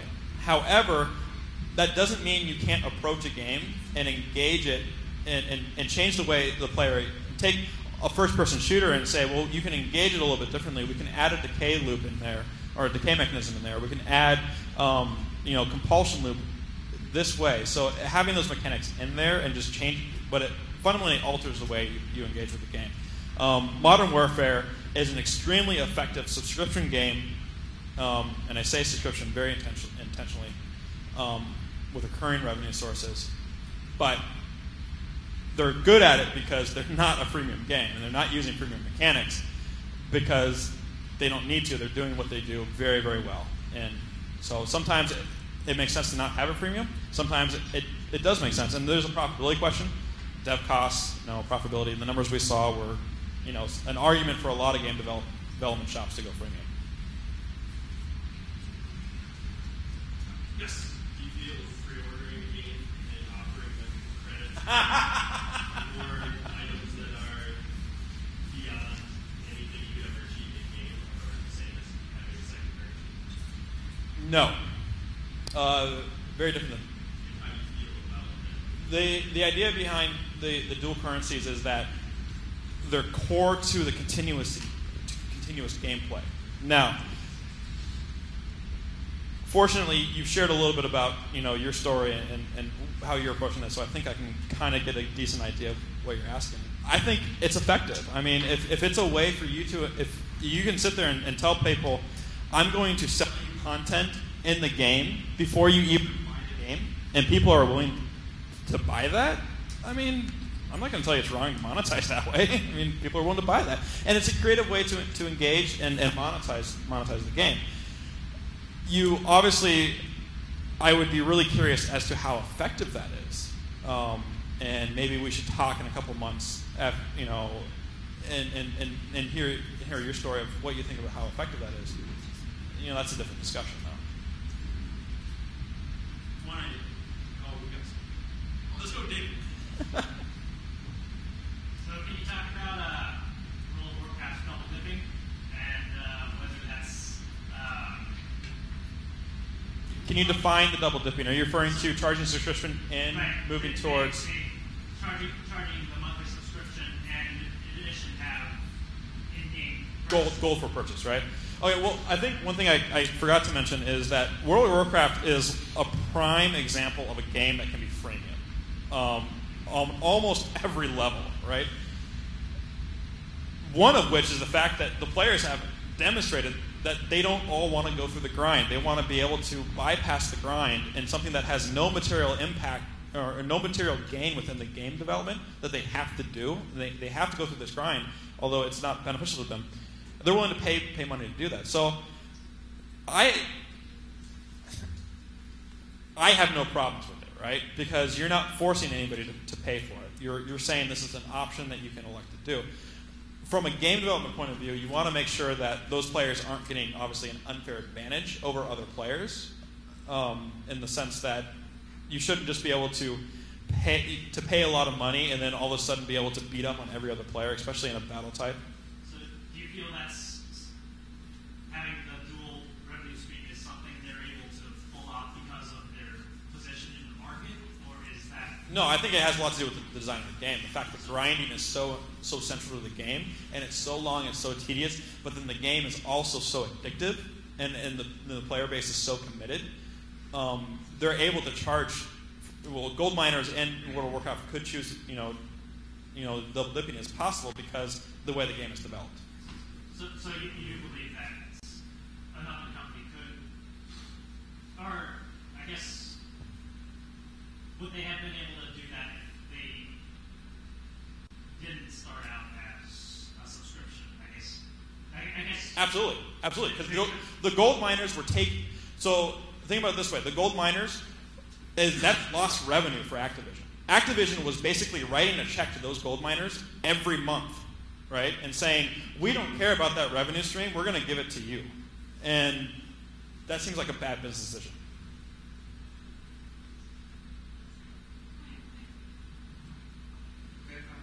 What do you make of Xbox's Xbox Live gold credits? Is this sort of a Honestly, I can't speak to that. I'm not too familiar with it. Anybody else want to take a crack at that? It's sort of a situation you sort of pay for things that you use in games. So it's similar to like Facebook credits or like Steam credits? Yeah. They just didn't market it very well.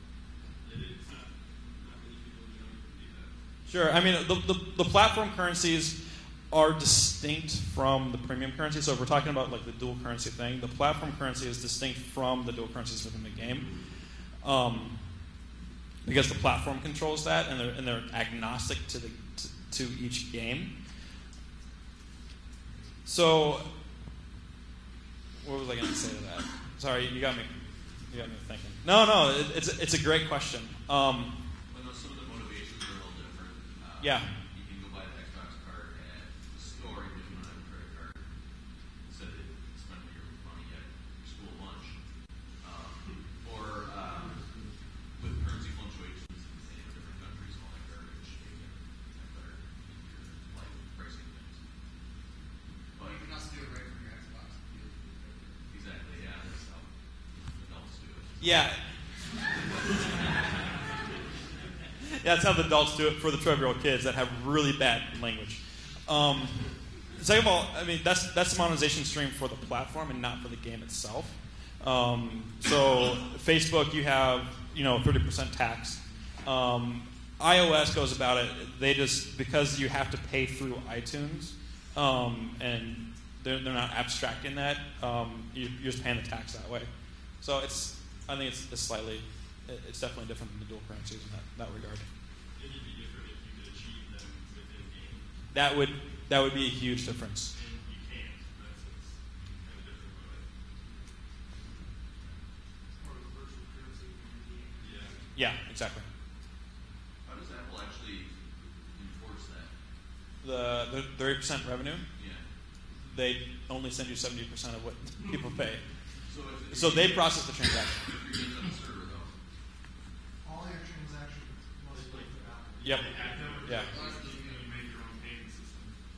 That actually, that's actually a point I should have put on the iOS is the fact that instead of paying through the carrier, Apple is handling all those transactions, which is astronomical. Was astronomical when iOS was released. Steve Jobs was.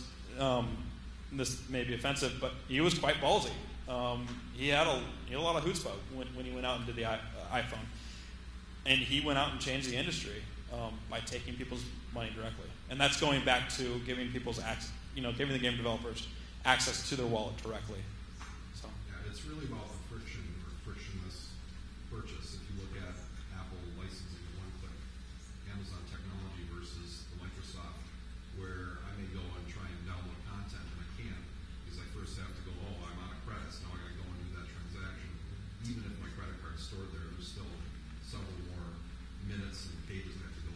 Yeah, yeah. So there's the fire and forget, oh, it's $1, who cares? Yeah, and those are actually concerns that are very relevant when you're designing the premium game itself of what's the purchase process, especially when you have the premium currency. Does the player try to use the premium currency? How is that working?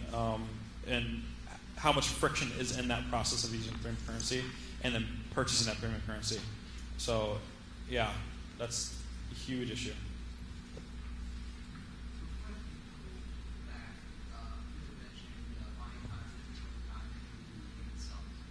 Sure.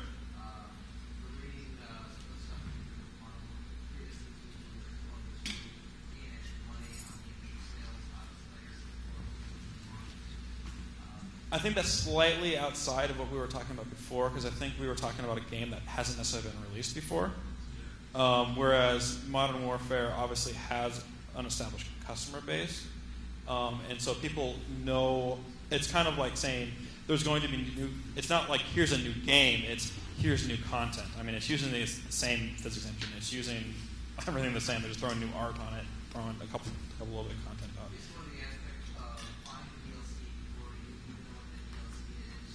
Yeah.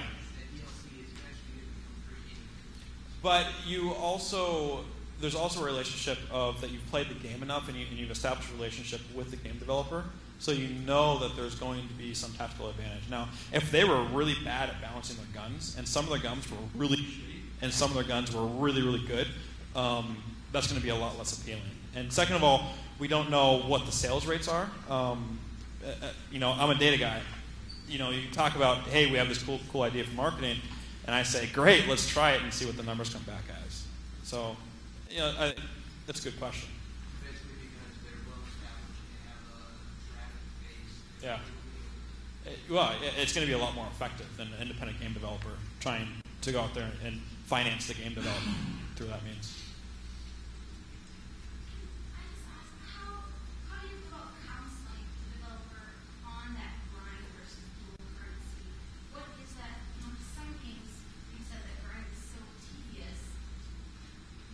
Yeah.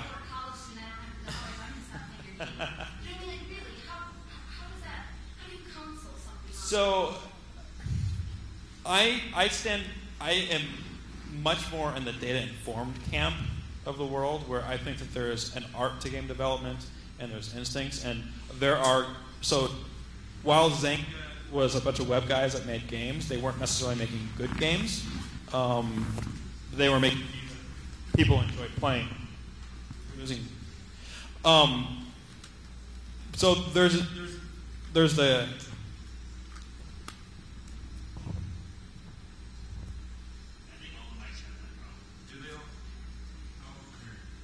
sorry, switching things up on you. Sorry, buddy. So there's obviously just the skill of the game developer and the QA process, and you play through it. How long does it take you? I look a lot at, from my point of view, I'm looking at how many sessions does it take to access certain content, how many hours of gameplay, thinking about that. On freemium games, especially in mobile, you want that reward schedule to be really, really really quick in the beginning. Every action you need to be rewarding. Say, hey, good job, you did that. Here's something else. Good job, you did that. Something else, and then you back that off. But that's when we also get into the data aspect of looking at retention rates at certain points in the game, or looking at player balances and different things within the game to judge how players are interacting with that. So I'm going to answer that from a data perspective. Some game producers may answer that very differently than me. So. Do you think that you feel there's kind of an unfilled niche in the area in between with like shallow gameplay, continued revenue stream, and then like console games, deep engagement? There seems to be kind of this middle ground. Yeah, I think browser games are filling that. You have guys that will charge subscription or premium or something like that, but then have microtransactions. But you're typically talking about subscription there, not a single point of purchase. But even the console games are moving more towards an idea of subscription model. I mean, there's a reason Madden releases every year. It's because they like the revenue stream. They're not redesigning the game. They're actually not doing that much to the game in all reality. Call of Duty is a great example of basically isolating the revenue stream and isolating the subscriptions completely separate from Xbox Live, trying to do that. So, yeah, I think there definitely is. It's just how you, the platform, the restrictions of the platform will dictate how you can accomplish that. So I think browser is more flexible. In regards to MMOs, do you think that the freemium business model is going to overtake the subscription-based model and kind of become an industry standard?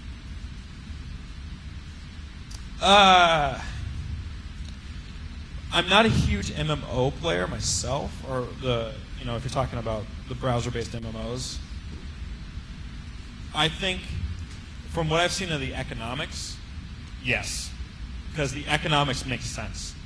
Because you'll make more, the gross revenues are going to be higher. Would you say it almost already has accepted? Yeah.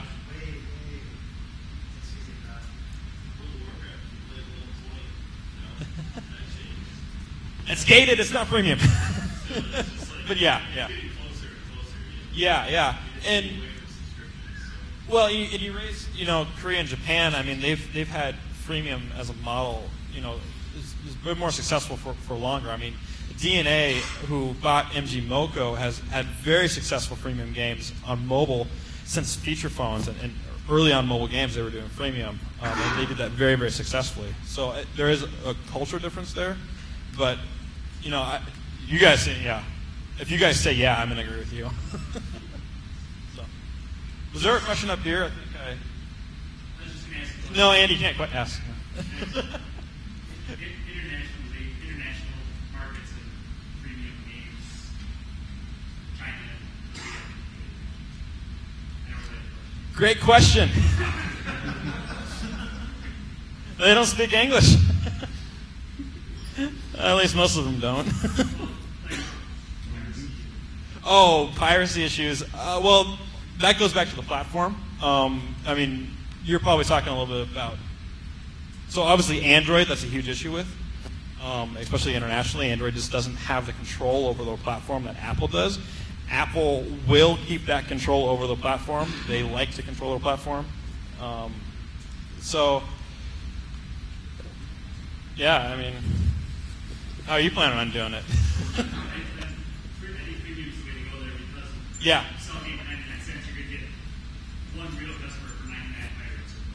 Yeah, and that goes back to my, DRM is a bloody battle, right? It's a bloody uphill battle. So it's a lot easier to manage the game and manage the relationship with the customer on the server than it is to actually worry about the distribution. So freemium is really at its core a distribution model, as well as, and then you get into different ways to design the game. Sure. For freemium games that are international, how do they deal with different currencies? For example, if it's 100 in-game credits is 99 cents in the U.S., how do they do the equivalent for different? I can't speak to browsers. I can take a guess, but for both Apple and Android, they're going to the platforms. Well, Apple's going to do that exchange rate for you, and you just basically say this much purchase, you basically define it in U.S. dollars, and Apple does that exchange rate for you. Android, the monetization platforms for them will basically do the same thing. My guess is PlaySpan for Android does it. I believe they have presence online as well. So it's just, there's a lot of money to be made in being a merchant, and those guys will solve those problems for you.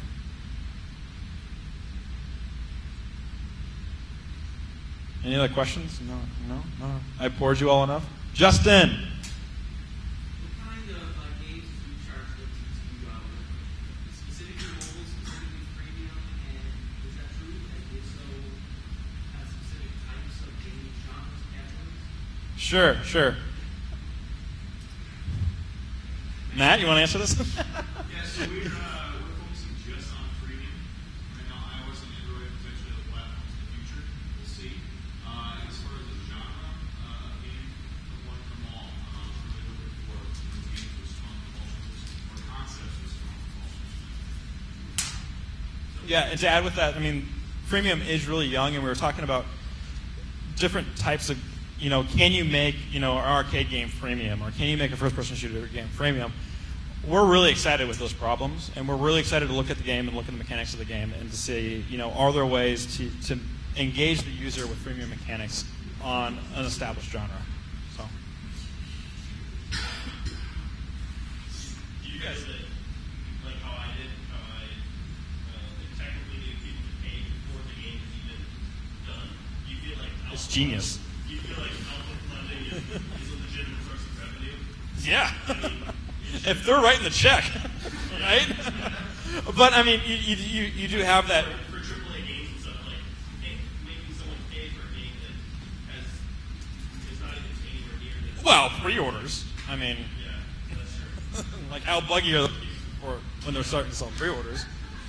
So I mean, the relation. You do have to obviously establish, maintain that relationship with the consumer from a business standpoint of how do you maintain that relationship. But yeah. I mean, you can look at, like I said before, Minecraft has 10 million registered users and 3 million people actually bought the game. Yeah. Like that's a massive amount of money for a game that isn't even done until the 11th. Yeah, and interestingly enough, one of the top 25 grossing apps right now is a Minecraft ripoff. Yeah. Like, and they're not even like hiding it at all. They're like, it's like called Crafted or something like that. It's great. I just want to know something too. There's a lot of questions as people, 2 or 5 or 40% of paid users, which are massive user bases that people play. There's ways to monetize users without having to pay. So you might be able to have 1,000 people install your game at $4.99, but maybe you can get 100,000 people that will pay. Maybe 2% will actually pay. But the other 98% that are paying, which is ways to monetize those premium game environments. And it's a great way to make a bunch of money without having users actually spend tangible dollars. Yeah, and players in games are really, really engaged. Engaged players have incredible conversion rates. And, working, with Recharge, I mean, we help. So we're not just interested in helping game developers maximize their in-app purchases, which we are because that's a huge source of revenue. We're also interested in other avenues of revenue. So.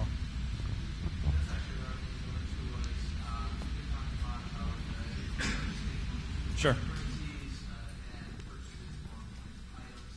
Sure.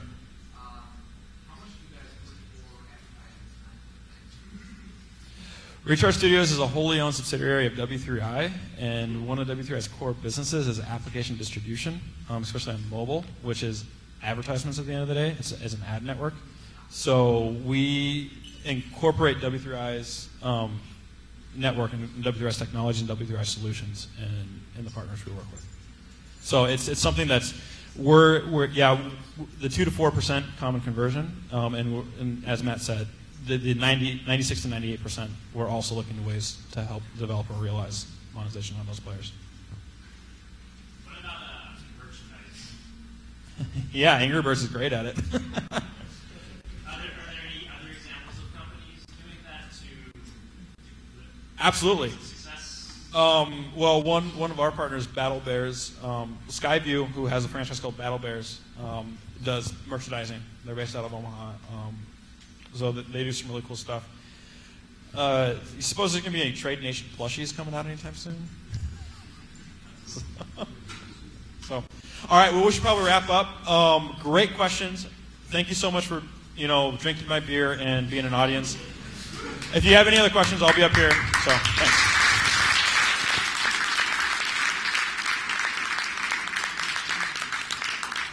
Hey everybody, thanks for coming. We're going to try to clear out kind of quickly on macro market. But we have had enough.